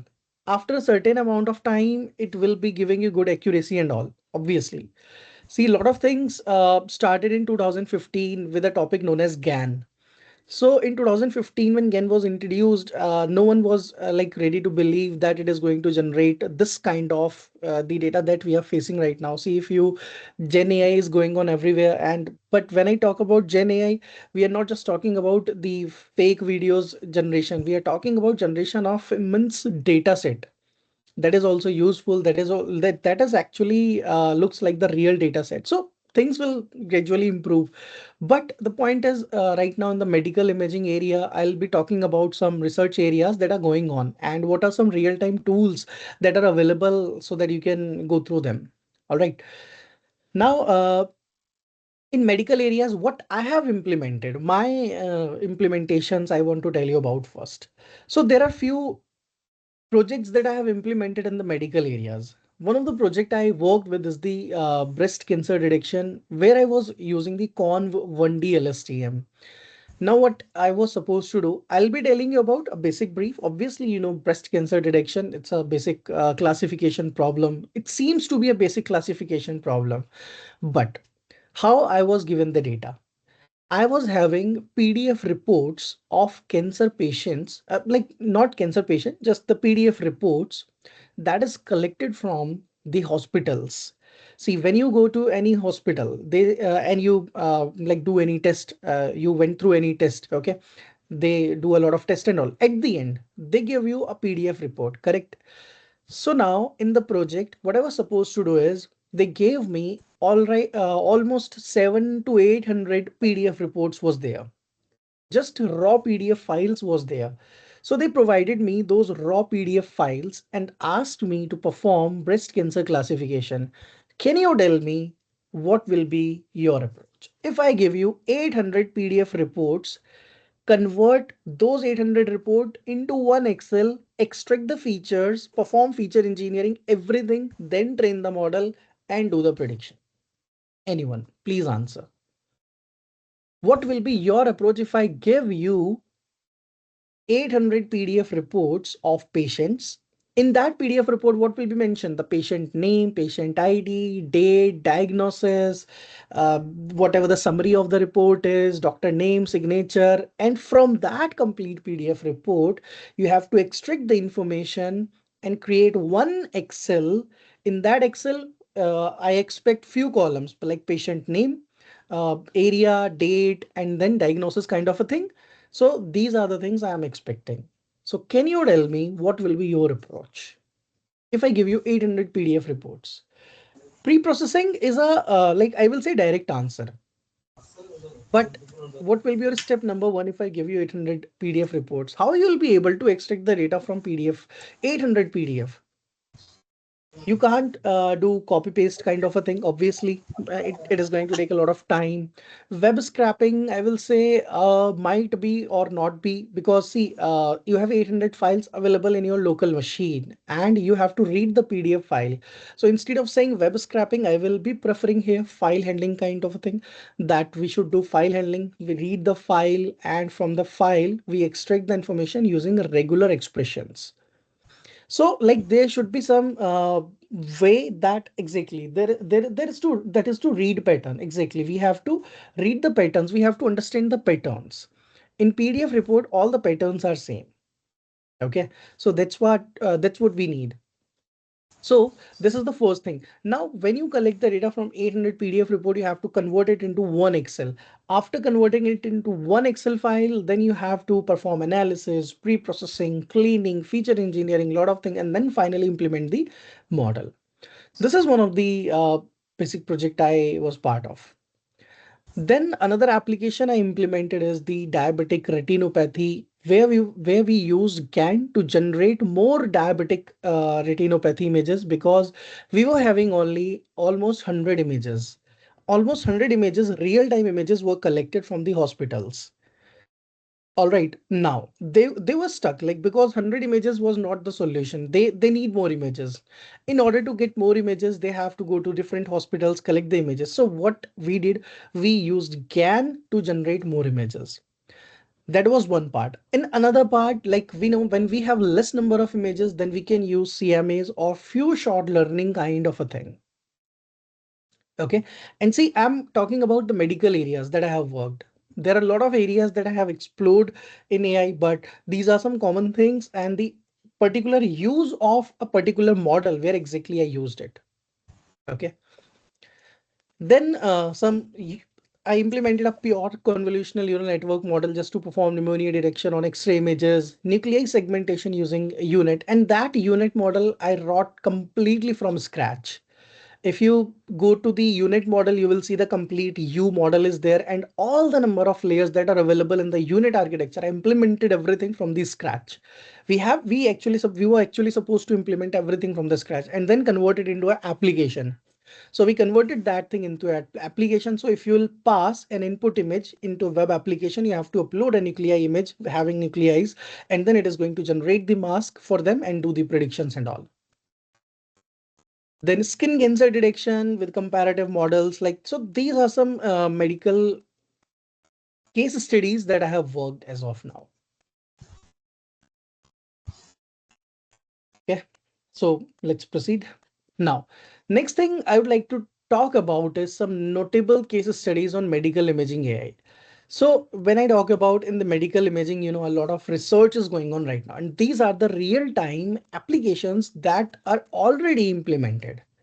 So here I have just mentioned few of them. These are some popular applications. These are some popular case studies that are implemented on medical imaging area. So if you have heard about Google Health, I don't know if you have heard about it or not, just please go through these things. Just go through what is Google Health, DeepMind, AI Doc, Zebra Medical Vision, and I will suggest to go to this ChecksNet as well. Okay, and that is implemented from the Stanford University. So these are some popular case studies that are implemented in the medical images area. So simply go through these and just Google these things and see. You will be able to understand how medical images area is enhancing in the field of AI. Now there are few more things, like these are some research areas where you can think of doing some research. Like if you want to implement something, if you want to do some research or something, so you can simply pick up these are the most trending. These six I have picked up most trending research areas right now. And you already know that wearable devices is another level thing that is going on in the market right now. Okay, there are a lot of areas, but these six I picked from. I used ChatGPT, I used Google, a lot of different sources was there from where I figured out that these six are the most trending areas that we are performing research on. One is Sir, very like one predicting question, sir. surgical outcomes.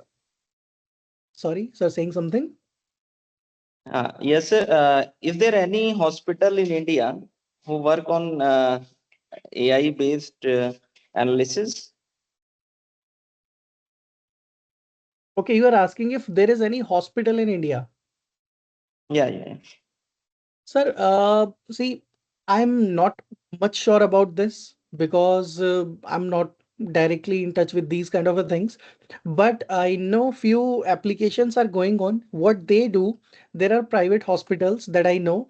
Like there is one chain, Manipal Hospital, if you know, sir.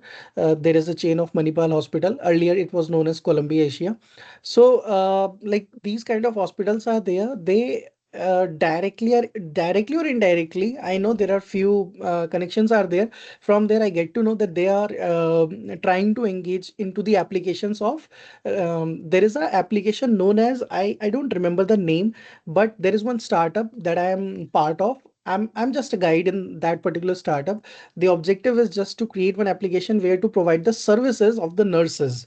Okay, so do some prediction, like if you are going to have the some cardiac arrest or any problem you might be having in future or somewhere. So at that particular time, we can assign a particular nurse to that particular patient. So kind of these applications I heard about going on. Not very sure if these things going on within the hospitals or they are outsourcing the things. Okay, sir. Thank you, sir. Okay, so I hope we are clear till here that what are some basic research area and all that you can pick up. So these are some areas that you can guys pick. All right. Now I just want you to I would like to show you few things. Just a second. Hmm. So I have already opened up few of my example codes. These are not the full-fledged application. These are some example codes. Like this one is for the CMAs that I implemented in the retinopathy eye disease classification. So this is a complete implementation using CMAs, and the code generally we used to write it everything we used to write from scratch. It's a common practice in IT. Generally we don't much we don't much rely on predefined libraries. Like if I say you want to build a model known as Tacotron, I don't know if you guys have heard about Tacotron, or there is a model Waveglow. So the problem is if you use any pre-trained model and that particular pre-trained model is implemented on a particular version of TensorFlow. Let's say it is implemented on TensorFlow 1. Now we are using TensorFlow 2. Will it be working for you? No. So generally we used to write our own model. So this is autoencoder model, and then we implemented the CMA's model to perform the classification on a small amount of data set. Okay. Then this was image segmentation, or obviously outputs are not there, but I'm just see, this is the unit model that I implemented from the scratch. Okay, so this was the complete unit model that we implemented.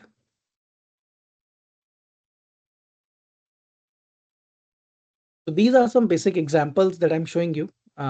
These are the sample codes. All right.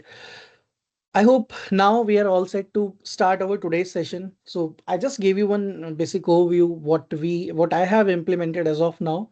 So after this, I'll be telling you about how we are going to proceed. So we are going to simply pick one data set, that is diabetic retinopathy. Screen not visible. Is it visible, Nitin sir? Yes, sir. Yes, sir. It's visible. Okay, okay. Okay, so I was talking about like today what we are going to do. We are going to implement a basic edge detection. Like there are a lot of edge detection technique. I'll be showing you how to simply implement few of the edge detection technique. Directly going to connect Google Colab with the Kaggle and then fetch data from here, and then we are going to implement this. Okay, I'm going to share this URL with you all in the chat window. So if you want to follow along, you can do that. Okay. All right, I have shared in the chat window. Now, first thing is, guys, do you know how to connect Google Colab with Kaggle directly? Like you don't have to download the data in your local machine. You can directly connect Google Colab with Kaggle. Are you guys familiar with this technique? I hope you guys are familiar. If no, then please let me know.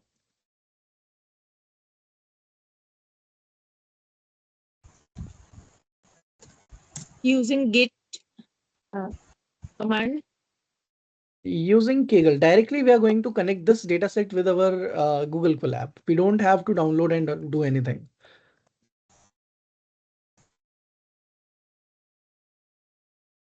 Okay, so let me tell you. So it is a common problem. You guys know that all the data sets generally was available on kaggle.com. And there was one question in the previous session that I saw someone asked. I don't know who asked. Someone asked the data set sources, like except Kaggle, like where you're going to find out the data set. This was one question that I see generally people ask a lot. Let me tell you one simple thing. Search here, Google dataset. This is one stop shop for you. Okay. This is a one-stop shop. Now, why I'm saying it's a one-stop shop? It's a search engine for dataset. Let's say you want to search for the diabetic retinopathy data.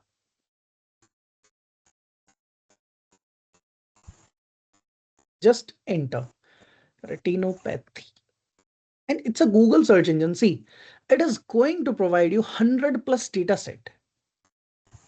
So Google has created its own search engine just for the data set. Do you know? If no, then please go through this. And it will give you every possible data set that is available on internet. You don't have to search here and there. Just one stop shop, go to Google dataset and that's it. Write whatever data you need here. Okay, that's it. One simple website, just go here. We use this website whenever we need any data set. We use this a lot to get the simple data sets. Let's say you want a data set on COVID, breast cancer, whatever you need in this world. Okay, I need stock market data. Stock market. Okay, you'll get 100 plus data set. And of all the, see, it is going to tell you that you can get the data from Kaggle, you can get the data from these websites, Japan stock market, Indian stock market. So it is going to tell you the data is available on all these platforms. Okay, so this is one of the wonderful search engine Google has created. I'm sharing the URL in chat window. Now you don't have to search here and there for any data. Just go to the search engine, search your data. All right. Now we are going to use this data set, that is diabetic retinopathy data set. I have already shared the URL in chat. All right. Now we are going to use Google Colab because we can directly integrate Google Colab with Kaggle, GitHub, anything we want, our Drive, anything. Right now we want to connect it with the Kaggle. Let me show you how to connect. What you have to do is just go to your profile. Okay, simply go to your, not profile, sorry. You have to go to your work. It has changed. So just go to, okay, where it is, settings. Just go to settings. Okay, here we are. Just go to settings. In settings, you will see create new token. Just scroll down, you will see API section. In API section, you will see create new token. Click here. Continue. And save. That's it. It is going to download a JSON file for you guys. Now, what you have to do is you just need 2 lines of a code and this dataset will be directly downloaded into Google Colab. And with a speed of 10 GB per second, because you're using Google Colab, it is not going to use your internet. It is going to use the Google Colab internet because it's a platform that it's a cloud platform now. So what we need, we have to import OS. Then OS dot environment, you have to set 2 parameters. So let me directly apply these 2 parameters here. So what you need to do is you need to have a Sir, sorry username. to interrupt you. Could you please repeat this steps? Okay, sir. I'll repeat in a moment. Okay, I'll repeat again. Let me complete this, then I'll repeat again. Okay. Okay, thank you. So this is the part of code. You have to import OS in the os.environment. You have to set the username. Now from where you'll get the username and this key, the file we downloaded. Just open this file. And here is your username and here is the key. Just copy this key and paste. That's it. Now let me show you the steps again, what I exactly did. First of all, you have to log into kaggle.com. After logging to Kaggle, just go to this icon here in the top right section, click on your profile icon, go to your settings. Okay, you have to go to the settings. Once you go to your settings, scroll down, scroll down, scroll down to the API section. In API section, you have to click on create new token. So when you click on create new token, it is going to download a JSON file. Open that file and in that file, you will see two things will be there. One, your username, second is the key. Now we have to write a command, Kaggle datasets download and then the URL of the dataset. URL of the dataset means this.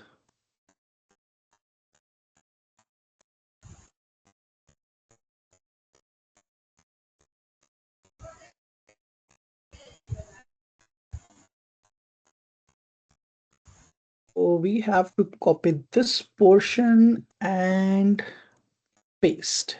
That's it. Okay. If you want, I can write down the steps. Step 1, open Kaggle and login. Step 2,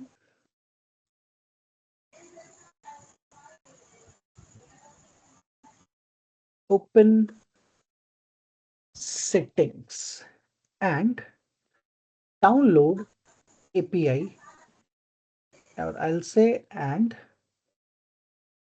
create new API token.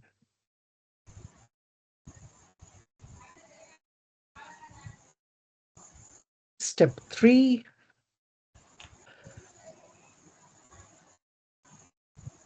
copy username and API key in collab. Okay, so this is the step you have to use to connect to Kaggle. All right. Why it's not in a new line?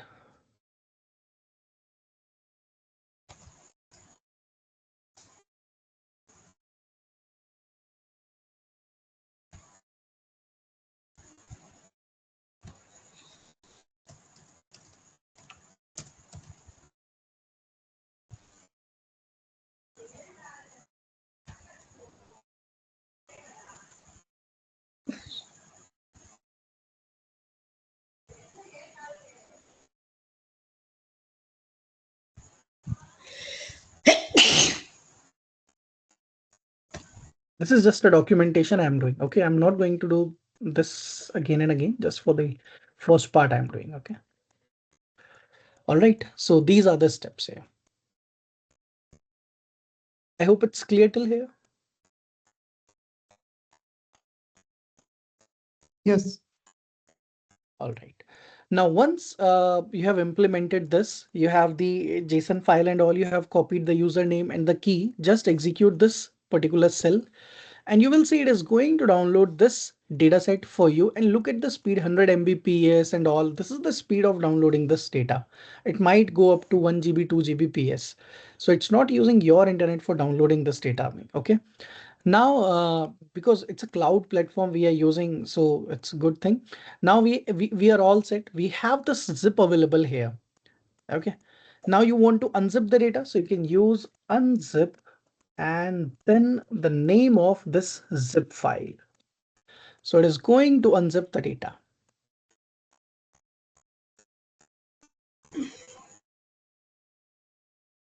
Now we have the data available with us. Okay, so we have 5 folders: healthy, mild, moderate, proliferate, severe. Okay, it's Yeah, it is recommended to do in the collab. So it won't be a problem for you to get the GPU or something. Okay, so I will suggest to implement this in the collab. Okay. Because if you want to directly connect to kaggle.com, so it's a good idea to work with the collab. Because see, code will be always there. You don't have to worry about where the file is and all. Later on, if you want to execute, just re-execute all these steps. You don't have to again and again do download and all. Just execute this step again, and it is going to download whatever the data is. Then you can keep on doing this. Okay. So that's why I'm saying it is recommended. Rest, it's up to you. So when I open this collab notebook, the data is already coming. So what to do now? You have to write the code in the new notebook. Sorry, ma'am, come again. I have to open the new notebook and write the code that you are doing. Yeah, we have opened a new notebook. Okay, and then write this code that you are writing in Yeah. the. So you just click on file and then you can create a new notebook and then this code. Okay, okay, thank you, sir.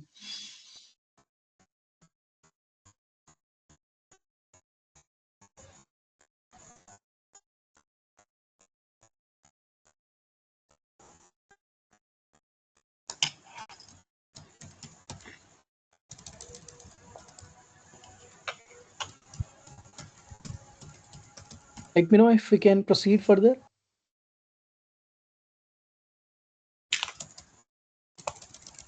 Yes, sir.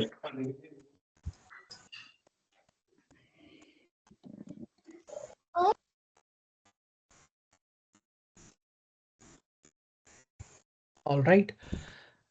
Now, once you download this data, now this data is available. So the very first thing you should be doing is to, obviously, the first thing you should do is to understand the flow of data. So you sir have आपका these camera particular. Of हो गया sir Ravikant sir आपका camera off हो गया Okay, okay, okay. Just a second. Let me check.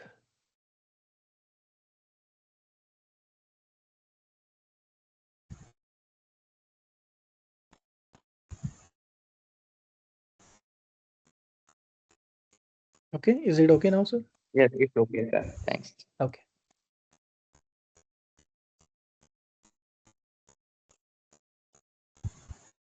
All right. Now, once you have the complete data set and everything available with you, now the next thing what you guys have to do is just analyze and understand the data. The very first thing we always do is to understand and analyze the data. Okay. Now, how we are going to do that? So, because the session is about the edge detection. So today we have to talk about the edge detection techniques, and also there are a lot of techniques for edge detection and all. We'll be talking about one by one how to proceed with the edge detection technique. So if I talk about some popular technique, like there is Kenny edge detection, Sobel operators. Now, if you talk about advanced deep learning methods, like there is HED, that is holistically nested edge detection. There is CED, convolutional edge detector. So there are multiple edge detection techniques available for you, so you can try out. Okay, but let's start with a very basic implementation. Now, what are the packages, libraries you need to work with? You already have everything in the collab. You need OpenCV, Matplotlib, you need TensorFlow, everything we have in our collab. Okay, so let's import the packages that we need. Let me close this. All right, now we need CV2, that is computer vision. We might need, and see, you are working on collab, you're getting hints like this. Because of Gen AI, it has integrated the Gemini with this Google Colab. So that's why you can see it is generating hints for me. But I would prefer right now just write the code by yourself. Matplotlib dot pyplot as plt. We don't need pandas. Now I need sk image. I want to import IO and color. Then we can import from sk image dot filters. You can import Sobel, and these filters are also available in CV2 library. Okay, now you can see Canny is also there. So this is how you can like implement all other filters. Okay, but right now let me start with these two, Sobel and Canny.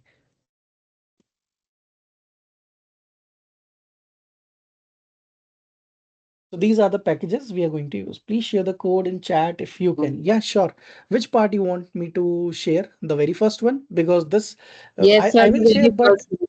I missed the very first one when you were loading the data for the diabetes thing. And yeah, I'm this sharing, import. but please write your username and key here. Okay. Because in future it might not work because I'll change my key. So it will not work for you. So please Okay. change the username and key with your username and key. Okay, sir. Then in the next cell, you have to add this command to unzip the file. All right. So can we proceed now? We have this, these are the available packages we have. Now, first of all, let's try to understand how our data exactly looks like. Okay, you can go to the Kaggle and see the data set is here available already. Healthy images are these kind of images. But let's see if you want to implement by your understanding, by your Python programming skills. So let's read the images one by one. Not all the images, but I have to read, let's say, few image and then see how it looks like. So let's go to this healthy folder and I can see how many images are there. A lot of images are there. And I just want to read healthy slash healthy underscore 10 dot png. And let's name it as image one. This is the image I want to read. Simple image. Okay. Now, the very first thing after reading an image, make sure to check the shape of it. Always check to always view what exactly the shape is. 256 by 256 by 3. Okay. So it's So a good please go to image. the next part of the code. The images we are able to download the 99 images. 99 images. Okay, Yeah, okay. yeah, So you have you executed this unzip command, ma'am? yeah. I did that. So I think I got this inflating severe DR 99 Okay, PNG. okay, okay, okay.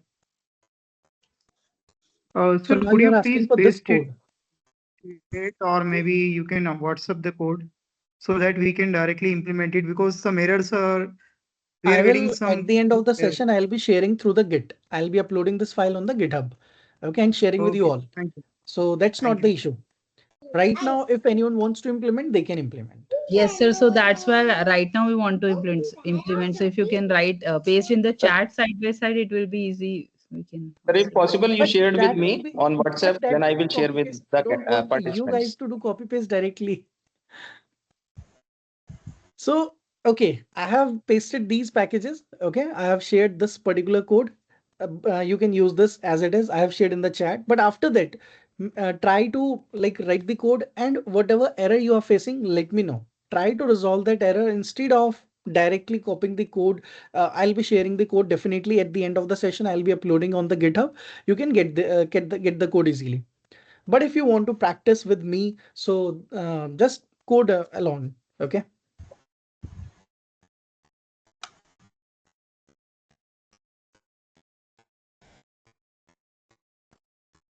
All right, so this is how we simply read an image using OpenCV. Now, once you read the image, we directly have plt.iamShow method that will help you to plot the image as a graph. Okay. And once you execute this, you can directly plot your image dataset in the Google Colab. Now, why I'm telling you all these things? Because it's a very basic thing, but the point is when you do your research and all, you also needs to generate some graph, you needs to show your images and then like use those images in the paper.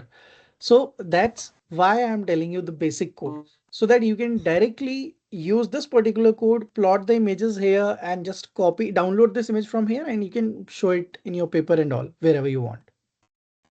Okay, so we just implemented one image. We just read one image and just plotted it out. If you want to read multiple images, I'll show you how you can plot the multiple images as well. So that you can see, you can have a comparison. Okay, this is how the healthy image looks like. This is how another image looks like. Okay. So what I can do is I can have image 2. I'm a read and then mild dr slash. I think we can get directly images like this. Let me cross check. So in mild dr, we have mild dr 10, correct? In moderate, we have moderate images. In proliferate, we have, yep, and severe we have. So we have 5 images here, and this is the code that we have for 5 images. Okay, I'm reading one image at a time. I'm not going to read the whole data because we don't have to train the model. I'm not going to show you any train or testing thing. It's a simple as reduction session. In next session, I'll be telling you about the training of model and all. Just going to tell you about the analysis of everything today. Okay, now once you have this images available, obviously after reading all these images, now my next step is simple. I want to plot these 5 images on a graph.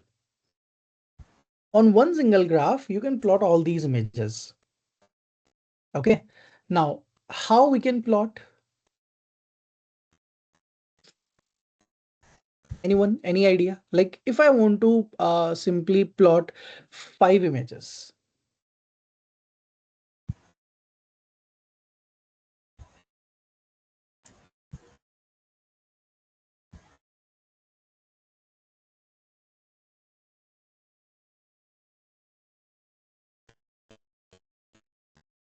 Anyone? As subgraphs. Exactly. Subplot. Basically, the answer is simply you can directly use the matplotlib, and matplotlib you have subplot. So there are multiple ways to plot the subplots. But let's say if you want to plot, then you can simply write this particular piece of code. It's a very helpful code, I'm telling you. Okay, plt.figure. So first of all, let me tell you that you have to define a plot height and width. So it needs fixed size equals to, now it receive height and width, so it is in inches. Okay, so let me assign width 15, height, let's take it 10. Then how many images you want?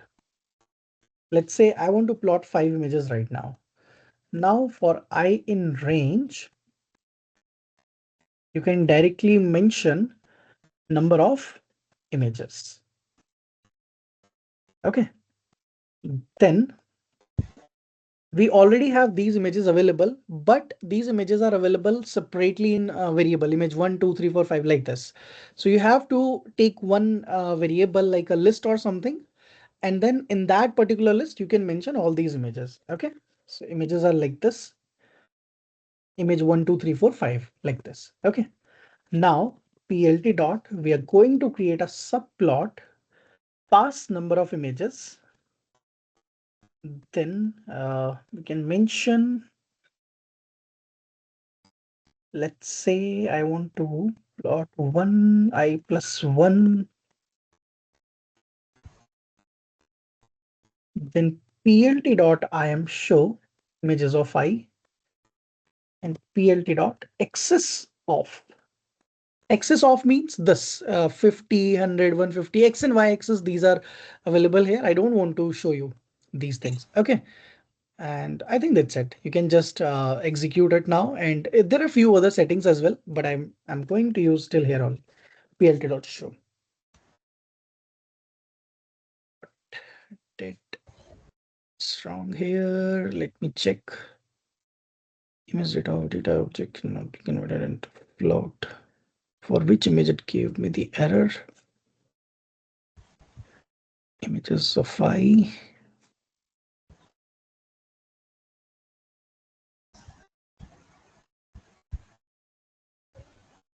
PLT. Why? Let me check.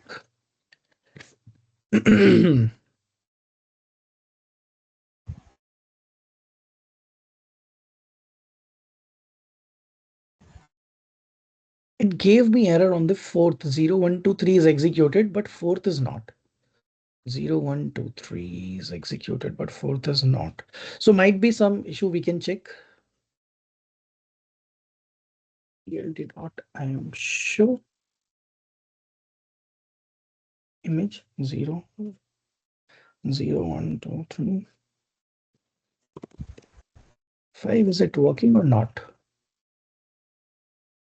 Okay, there is some issue with image 5. Okay, this image, it is saying there is some issue. Let's see if this image is available or not.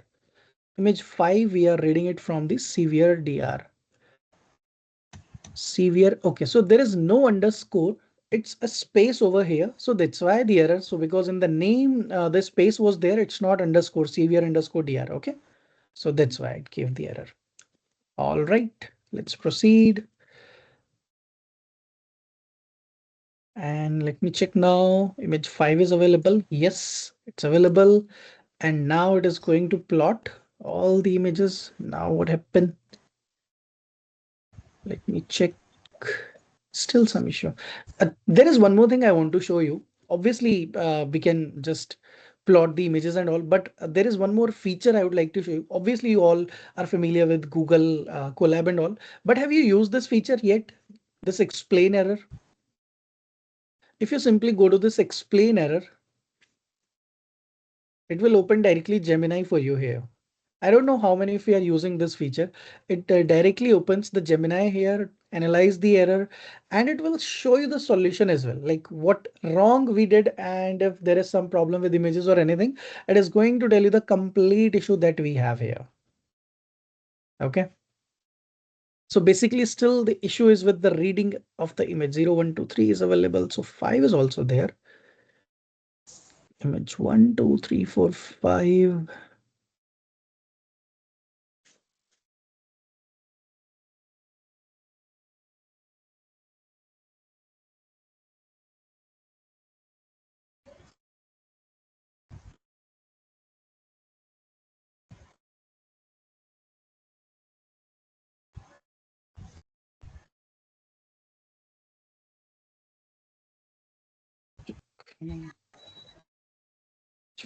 Five.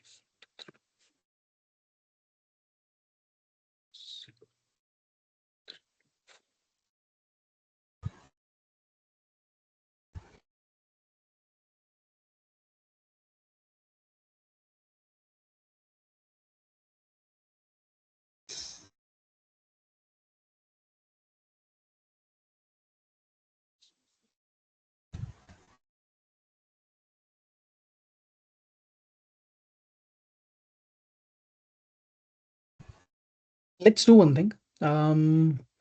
It is actually showing you the code that you can use to read images one by one. Okay, but I already have read 5 images hard codedly here. Still, let's see if image 4 is available or not. Let me check image 4.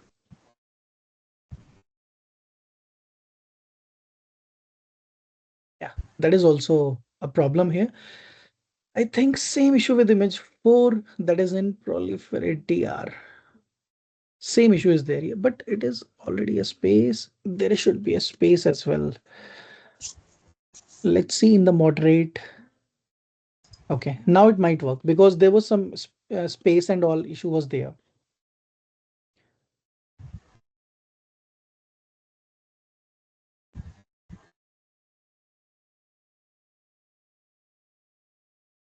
Still, it is not saying reading this image 4. Why? Probably proliferative. It's not proliferative. It's Prate. Okay, in severe, it is severe DR. Just some issue of reading the images. Okay.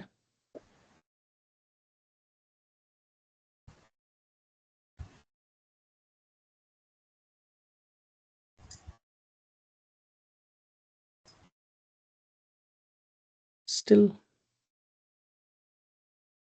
4 is still not available. Why?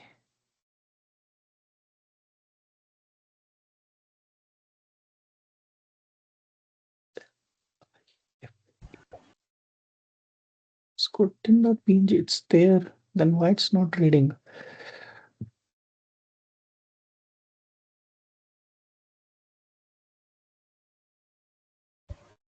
Image 4 is still not available.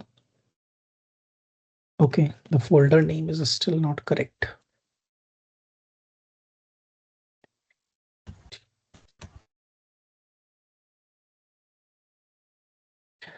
All right.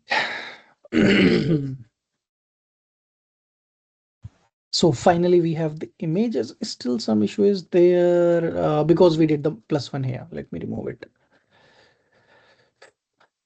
It takes hardly 2 minutes, but now it took almost 10 minutes to just to show you the visualization of the image because the generated code was having some issues. Now, so the point was like, I just wanted to show you how you can plot the images like this. Okay. क्या कह रहे हैं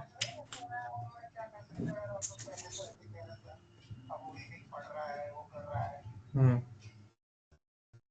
हम्म All right. So I hope now we are clear that how we can plot simply our images like this. So this is the scenario we have that these are some images available in the data set. So I just try to read the different images that we have of 5 categories. Now let's talk about the how we are going to implement the edge detection techniques. Like there are different edge detection techniques we have and how we are going to apply them. Let's say if I want to show you simple Kenny edge detection and all. So let's create one function. First of all, I'm going to create a function load image. So you have to pass the image path. Second argument I'll be passing is the, okay, that is enough. Now just to read the image, cv2 dot, I am read image path. You want to change the color, it's up to you. And then we don't have to resize and all. That's it. Simply read the image and return it. Okay, so I have created one common function. So you can just pass directly the image path and it is going to return you the image array. Okay, now let's implement the edge detection technique. The very first one I'm going to implement is the Kenny edge detection. Now, the very first question is why we have to implement the edge detection technique. What's going to be the benefit of implementing that? Anyone, any answer, like why we should implement the edge detection technique? Anyone?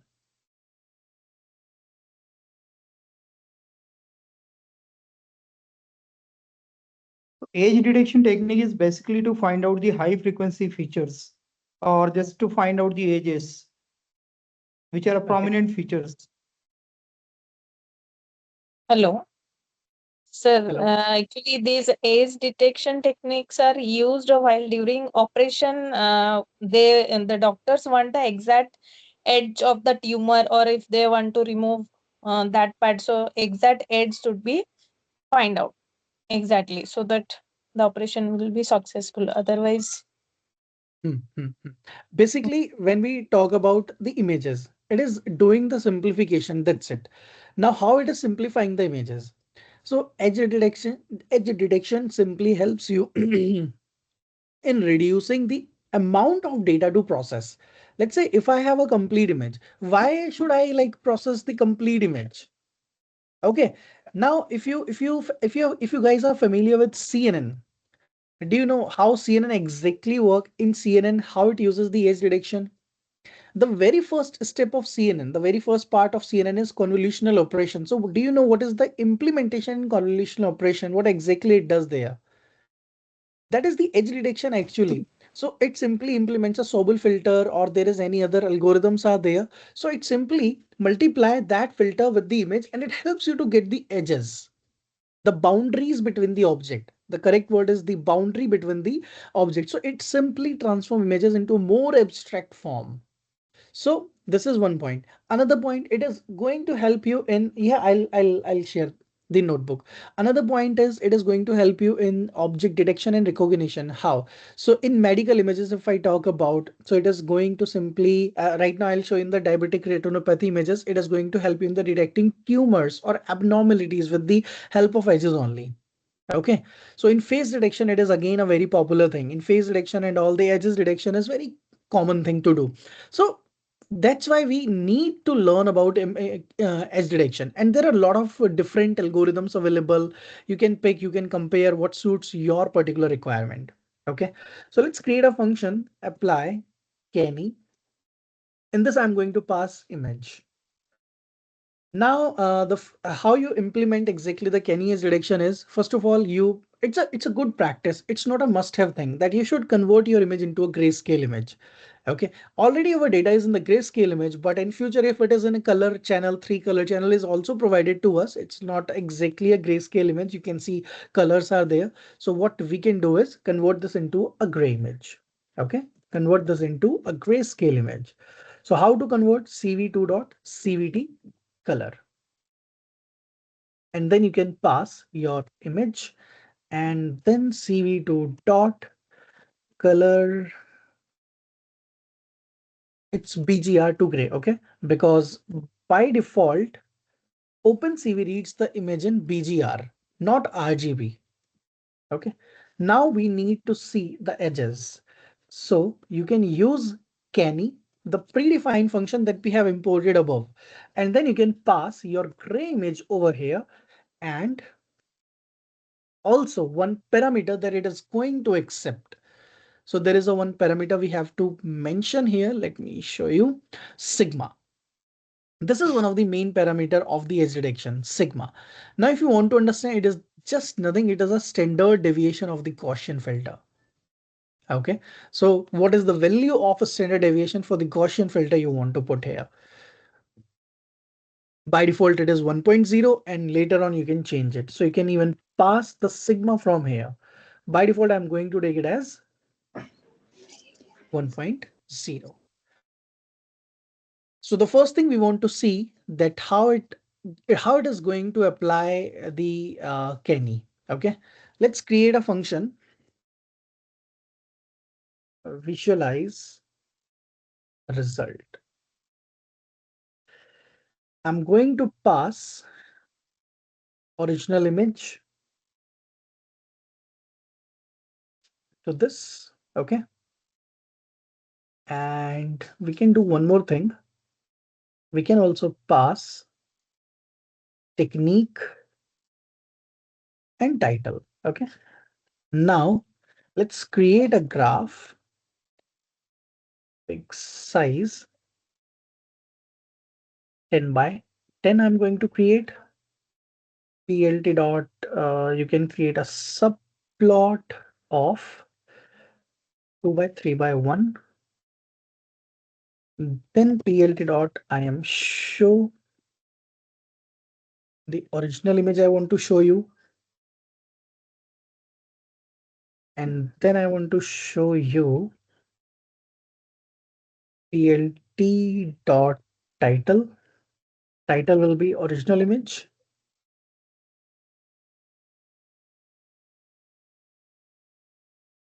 And then also mention excess of. So this is going to plot the original image. Now we want to plot another image, that is the you can say your edge detection image. So how many you have implemented? Let's use a loop for I comma result comma title in enumerate zip technique, whatever you have implemented, and what are the titles you want. Plt dot subplot 2 by, I'll explain it. Okay, don't worry guys, I'll explain everything whatever I'm writing here. So when I have written 2 by 3 by 1, so in the subplot you can mention how many rows, how many columns you want, and what is the index. See, in the subplot I am passing n row n column. How many rows I want? 2. How many columns I want? 3. Okay, it's up to you how many row and column you want. I am mentioning that I need 2 rows and 3 columns. Now, what is the index? Index is by default 1 on the first index. On the second index, next image. On third index, next image. Okay, this is how we are going to do. Then I want to show the result image, and CMap will be great. See, it is already generating the code, everything for you. And then this. Okay, perfect. So this is the visualize result function that I have created. I'm sharing this particular code with you all. Okay, I'm sharing in the chat if you want to use the same code. Now we are ready to execute our first technique, and we have implemented only one technique as of now, that is Kenny. I'll show you other techniques as well, but first let me show you the output of first technique that we have implemented. Now to implement the canny, you have to execute the canny edge function. So there is a function we created known as apply canny. In apply canny, you have to pass your image. Now you can pass your images one by one, or you can pass your images like in a one go. It's up to you. Okay, so I'm just going to pass image one, let's say.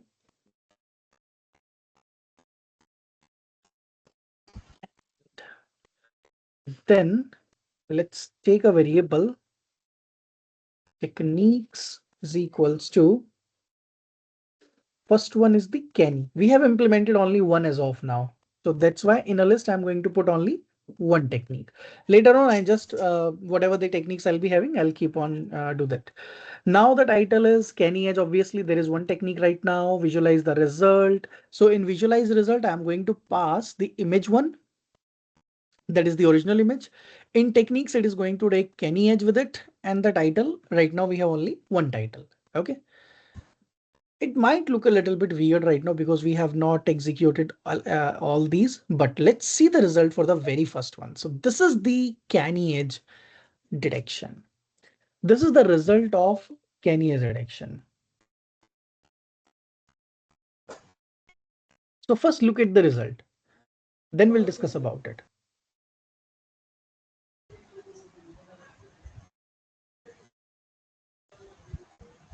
Sir, have you tried Laplacian of Gaussian in order to detect the edges? Yep, we'll be using Laplacian as well. We'll be using Kenny, Sobel, Laplacian. These three I have planned to use it today, sir.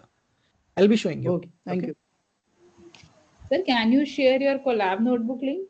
No? You want it right now, or you are doing the code along with me, ma'am? Yes, sir. We were doing along, but since your the screen is moving very fast, so we cannot write, at that fast.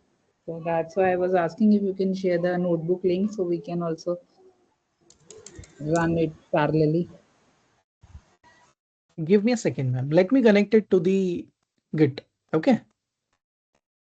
Thank you so much, sir.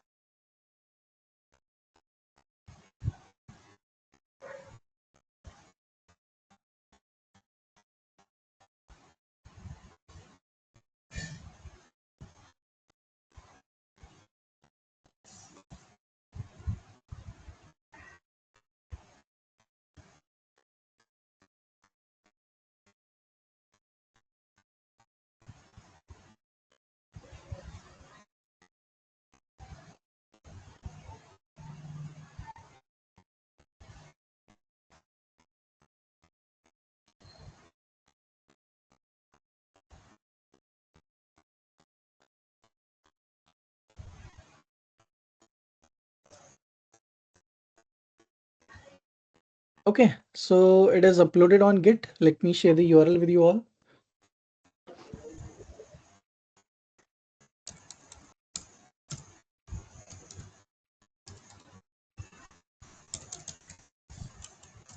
Please see in the chat if you guys can open the notebook.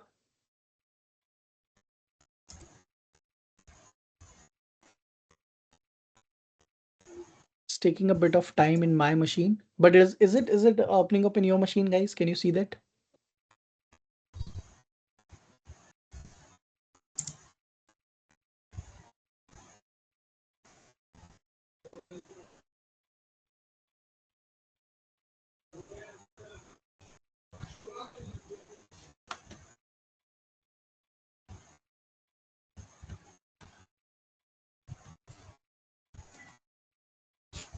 Yes, it's opening, sir.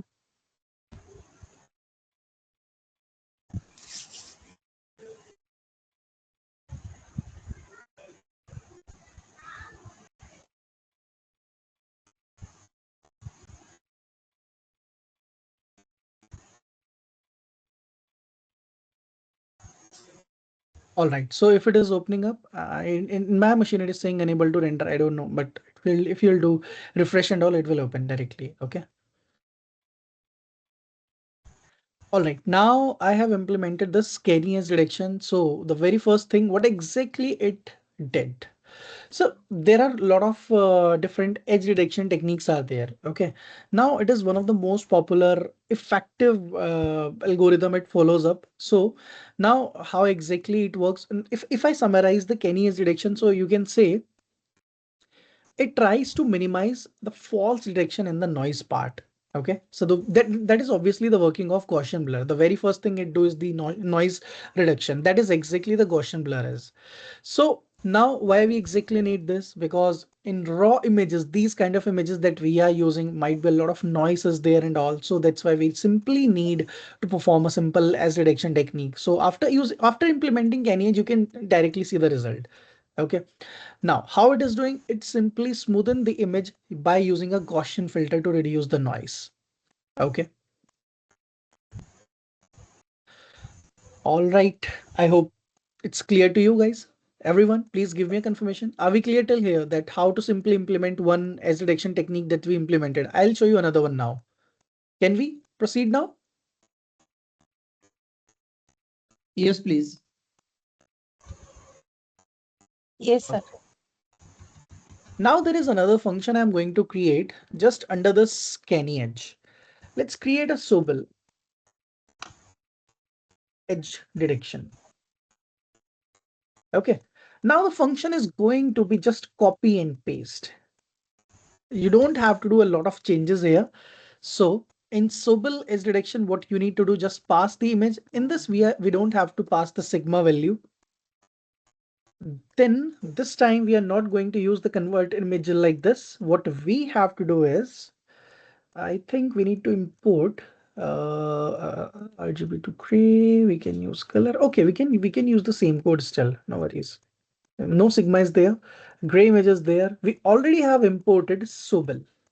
Okay, edges, and that's it. See, it's not apply can. It is going to be apply Sobel. Now another function we have created is the apply Sobel. So what you have to do now is in the technique, how you're going to use it. You already have a function, and let's implement one more. That is Laplacian. I talked about that we will be implementing Laplacian as well. Laplacian. I think this is the spelling Laplacian. Yes. But Laplacian will be implemented through CV2. Okay, so we have apply Laplacian, pass the image here, convert it into gray, and just you can directly copy this, paste. Now you have inside CV2, there is a method known as Laplacian that will implement the Laplacian filter for you. And then you can pass your gray image. But there is another parameter we have to pass, that is the depth. Okay, another major parameter that it receive is the D depth. We'll be talking about this. So you can simply mention the 64 CV 64F, then return edge, and that's it. All right, now here you can see I have implemented three methods: scanny edge, Sobel edge, and Laplacian edge detection. These are the three methods I'm going to show you. Now how we are going to implement. So you have to call your function one by one. So first we apply the Kenny, then you have to apply the Sobel, then you have to apply the Laplacian. Now the techniques, one is the Kenny edge, one is the Sobel edge, third one is the Laplacian edge. Then you can pass the titles accordingly. Second one is going to be the Sobel. Third one is going to be the Laplacian, and that's it. Let me see the result. This is the original image. This is Kenny Edge. This is Sobel. This is Laplacian. Okay. Now, what I did exactly, simply have one single layout. I'm trying to show you one single layout for everything. Okay. Let me use one more method. Plt dot type layout.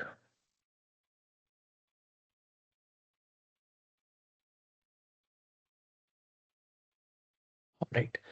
Now, so this is a simple comparison that I just wanted to show you. Let's say this is the original image that we are using. Now this is the canny edge part, this is the Sobel filter, and this is the Laplacian filter. So after implementing these filters, you can now easily compare what suits your requirement. And see, I cannot directly tell you which one is the best and which one is not. You have to try with your data set, which one is working better for you. If you want to like compare their performance, which one is performing better. So let's say you want to perform the F score, precision recall and all. So obviously first you have to train a model and then you can compare which edge detection technique is working good for you. Okay. So everyone, are we clear till here how we implemented this?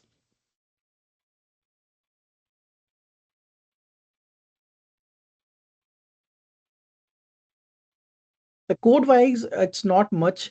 It is simply a function that you need to know how it exactly implements, how it exactly work. If you know about the working of these edge detection algorithms and technique, this is just a code that I showed you today, like how to work with this. Okay, okay. I'll share the notebook in Python as well, but you can see I have already uploaded that in Git. I don't know if you are able to access from the GitHub or not, but it is already there. It will always be there. In WhatsApp, is there any Able group to where I have access to share? in GitHub. Able to access in GIT hub. Thank you. Okay, okay, ma'am. Is there any WhatsApp group where you want me to share? Yes, sir. You share with me, and then I will share on WhatsApp. Okay, okay, okay, sir. No worries.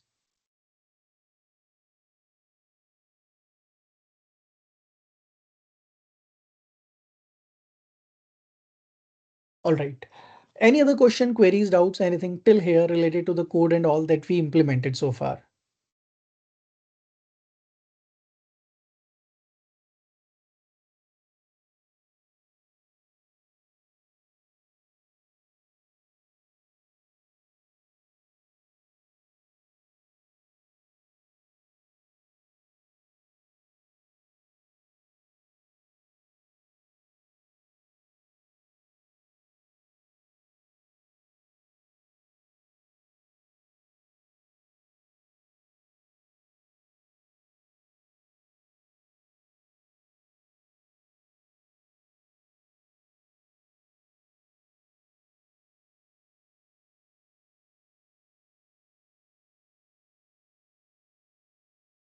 It is shared, na? Are you able to see the complete code here or not?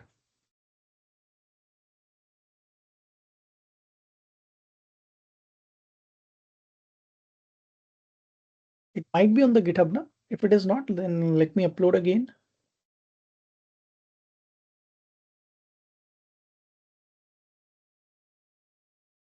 Please check now.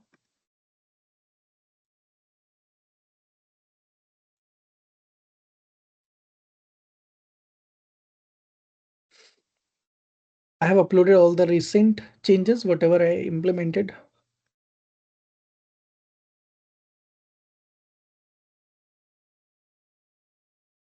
So just you can go through the code and let me know if you want to ask anything. Obviously, the edge detection technique that we saw today was some basic one. And now when it comes to work with the deep learning, let's say if you want to work with deep learning edge detection, so there are few strategies like HED is there or convolutional edge detection technique is there. But in order to use these technique, we have to implement the whole convolutional model. Let's say there is one popular convolutional edge detector I wanted to talk about. It is one of the modern deep learning based edge detection technique that actually uses neural network to identify the edges in the images. So this is one of the algorithm that I'm working right now. Now, how you work with that? First of all, the architecture you have to identify for the CED, like what will be the architecture of convolutional edge detection, because it uses the convolutional layers, okay, that are followed by upsampling and a binary classifier to output edge maps. Okay, so we can implement the convolutional layers one by one, like you do down sample, up sample and all. After that, you implement your data set pre-processing and all, everything related to that. Also, one more thing you can implement is the augmentation of the data. One particular, I think someone was asking about if we can do the augmentation of these kind of images. Yes, we do the augmentation and all with these kind of images as well. Now, in order to do data augmentation and all, what techniques or what library you can use? So there is one popular library known as albumentation. I don't know if you guys know about that library. There is library known as albumentation. You can directly install here. Use pip install and then albumentation. So this is one of the popular library that you guys can explore to implement the data augmentation. Okay. And how to use it? Let me install it. In the collab, I could not find a version. Albumentations it is. Yes, it is albumentations. Albumentations, correct. So this is the package. This is the library you guys can consider to perform the data augmentation. Okay, how it works now, let me tell you. So in albumentation, first you need to import it. Import albumentation as a. Now, whatever the images you have, and then you can directly use a dot. It has a method. Basically, it creates a pipeline using albumentation. So we have to create a pipeline. So there is a method known as compose. In the compose method, you can mention what are the albumentation step you want to perform. What are the augmentation things you want to perform. Let's say if I want to horizontally flip the image, randomly crop, rotate the image. So all these things you can pass here. So it creates a pipeline. Augmentation pipeline. Okay. Now in this compose method, how you're going to proceed, let me tell you. You have to mention a dot horizontal flip. If I want to flip image horizontally, then you can pass the value, that is, let's say I want to flip 0.5. Then a dot, let's say I want to crop randomly. So we have random crop. Obviously in this scenario, it should not be random crop and all, but I'm just showing you how to use it. You can use random crop with a width and height. You can pass like this is the height, width, random brightness. You can increase or decrease. You can rotate image. And in the rotate, you can tell the limit or p-value. So this is how you can use the augment. Okay. So now it creates a pipeline. And in this pipeline, I forgot to pass comma after every statement like this. Now, once you create, what happened? A dot compose, a dot compose. Okay, it is a list of parameter. I should be passing a list of parameters here like this. Okay, it should be in a list like this. All right, now you can see I have created a pipeline. Now my images will be augmented with this pipeline. So when you pass the images, it will be doing all these steps one by one. Got it? So how to implement? You can just write augmentation pipeline. You have to pass your image here. And if there is mask or something available, you can do that as well. And it will augment the image. Okay, got it? Let me see, this augmented image is coming up as an array or what? No, it's a dictionary.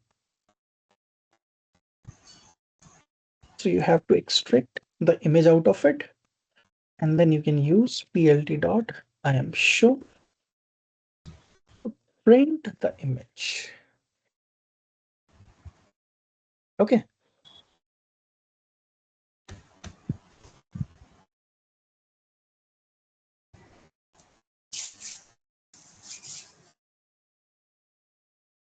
We can increase some other things because the random crop is already equal to the height and width. That's why it's the same. Okay, so can you repeat name of new edge detection deep learning technique? The name was convolutional edge detection. That is CED was the short name, convolutional edge detection.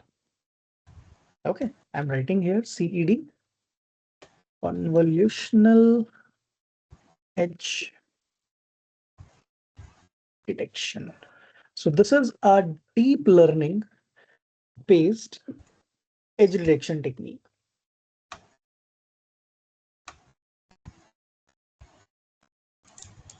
that uses CNN. This is just for the reference I have written here. Okay.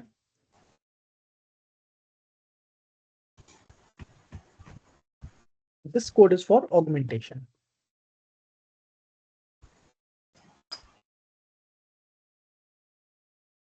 Either you can use Keras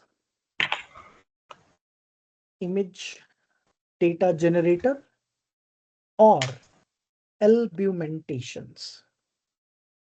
All right. Okay, so I hope we are clear till here with the basic implementation of these kind of things, like how to implement the augmentation, how to perform the S directions and all. Now you guys can try on your data sets, and I have shared the code. Let me upload the latest one. Okay, I have uploaded the list, all the changes to the Git.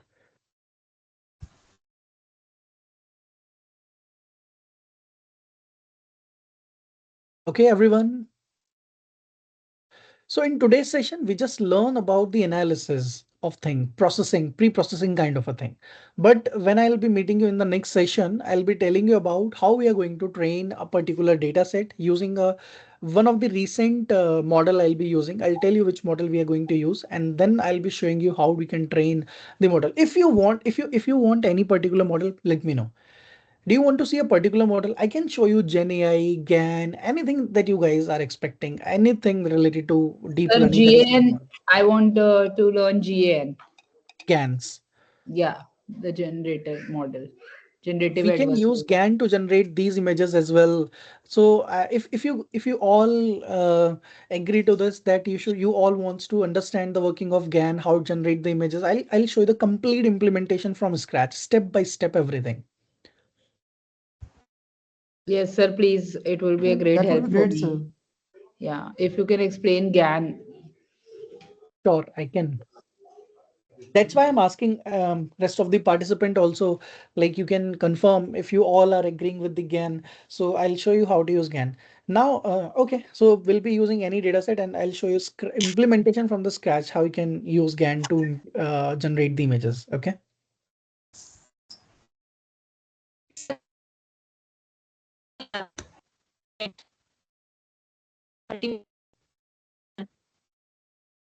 I'm unable to hear you, ma'am. Rashmita, ma'am, you're saying something? Your voice is breaking. Yes, multimodal unit. Come again, ma'am. Sorry. Yes, multimodal unit. Multimodal unit. What? Like you want to Yes, that see also you can multimodal explain. unit? Yes, sir. Okay. So, okay, we will implement the GAN, but I'll show you the multimodal unit as well. Okay, sir.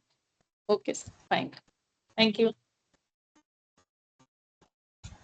Anyone else, any other model, just name it. Because I have been working recently on these kind of thing, and I can help you guys in any of the model that is going on.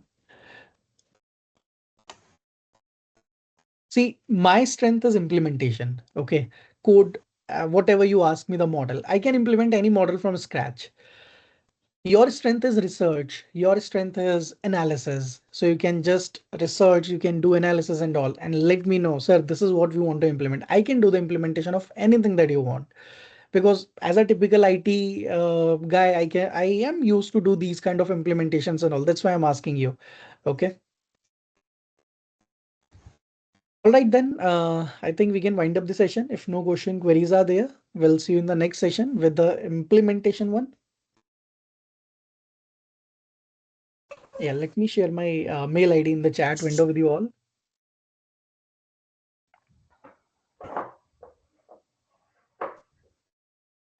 Okay, I have shared my email ID, and let me share my number.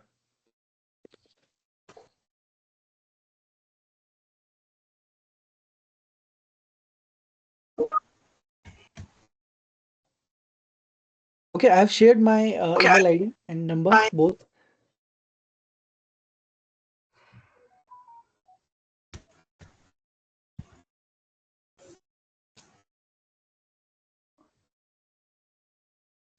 All right then. If no question queries are there, then I think we can wind up the session for today. Sir, I would like to know a little bit about implementation of GAN model for generating artificial OCT images, retinal OCT images. Okay. So actually, this is I want to solve the data imbalance problem generally. I want to use the GAN for that. Okay. So can you guide in this regard? How should I proceed? Ma'am, after the GAN session, we will discuss. Because after the GAN session, might be the answer will be with you. You might get the answer. If it's still not, then you can connect me anytime.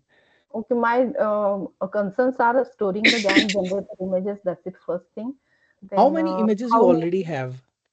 Generally, means I have selected the data set, the data imbalance. If you consider the Mendeley data set is there, the imbalance is very high. That means the class with the smallest number of images there, it is 8,000, and the other normal images, those are in the range of 50,000. So this is one data set I'm interested. I would like to work, and whether that will be feasible, that is because whatever computational power is available, with that, whether it will be possible for such to handle such high data imbalance. Otherwise, I will go for some other data set where there the imbalance will be a little low. That means 1,000 to 2,000, like that. Yeah. Okay. Yeah, might be GPU might be the only issue, I think. Other than that, generation of images depends on the like how much data you are using to train. See, I have used like only 50, 60 images to generate more images. But in your case, you already have a lot of images are there, but you just want to balance the data. That's why you want to use GAN. That is Yes. obviously the use of GAN. So we'll be looking at that. And if you'll be able to solve your problem with that, then I'll be happy to help you out. Otherwise, later on, you can contact me, then we can work around.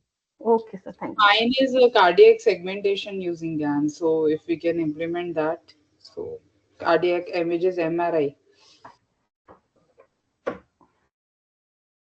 Is it open source data, ma'am? Available on Kaggle? It's available on Kaggle. Yes, sir. Please share the URL in chat if possible. So right now I am not. It's on my desktop, so I'll share with you on your phone, maybe. Okay, yeah, Okay. that works.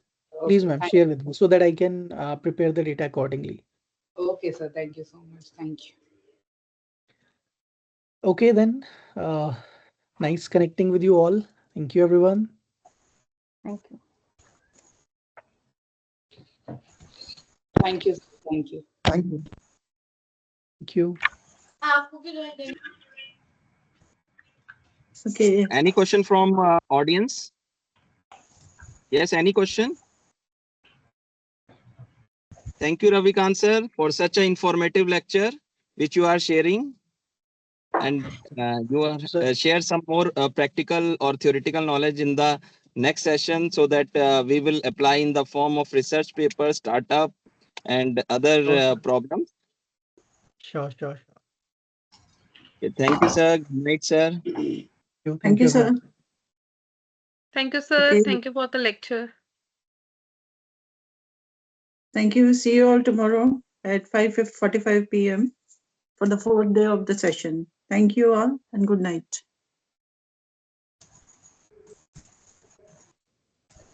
Good night, ma'am. Can we leave?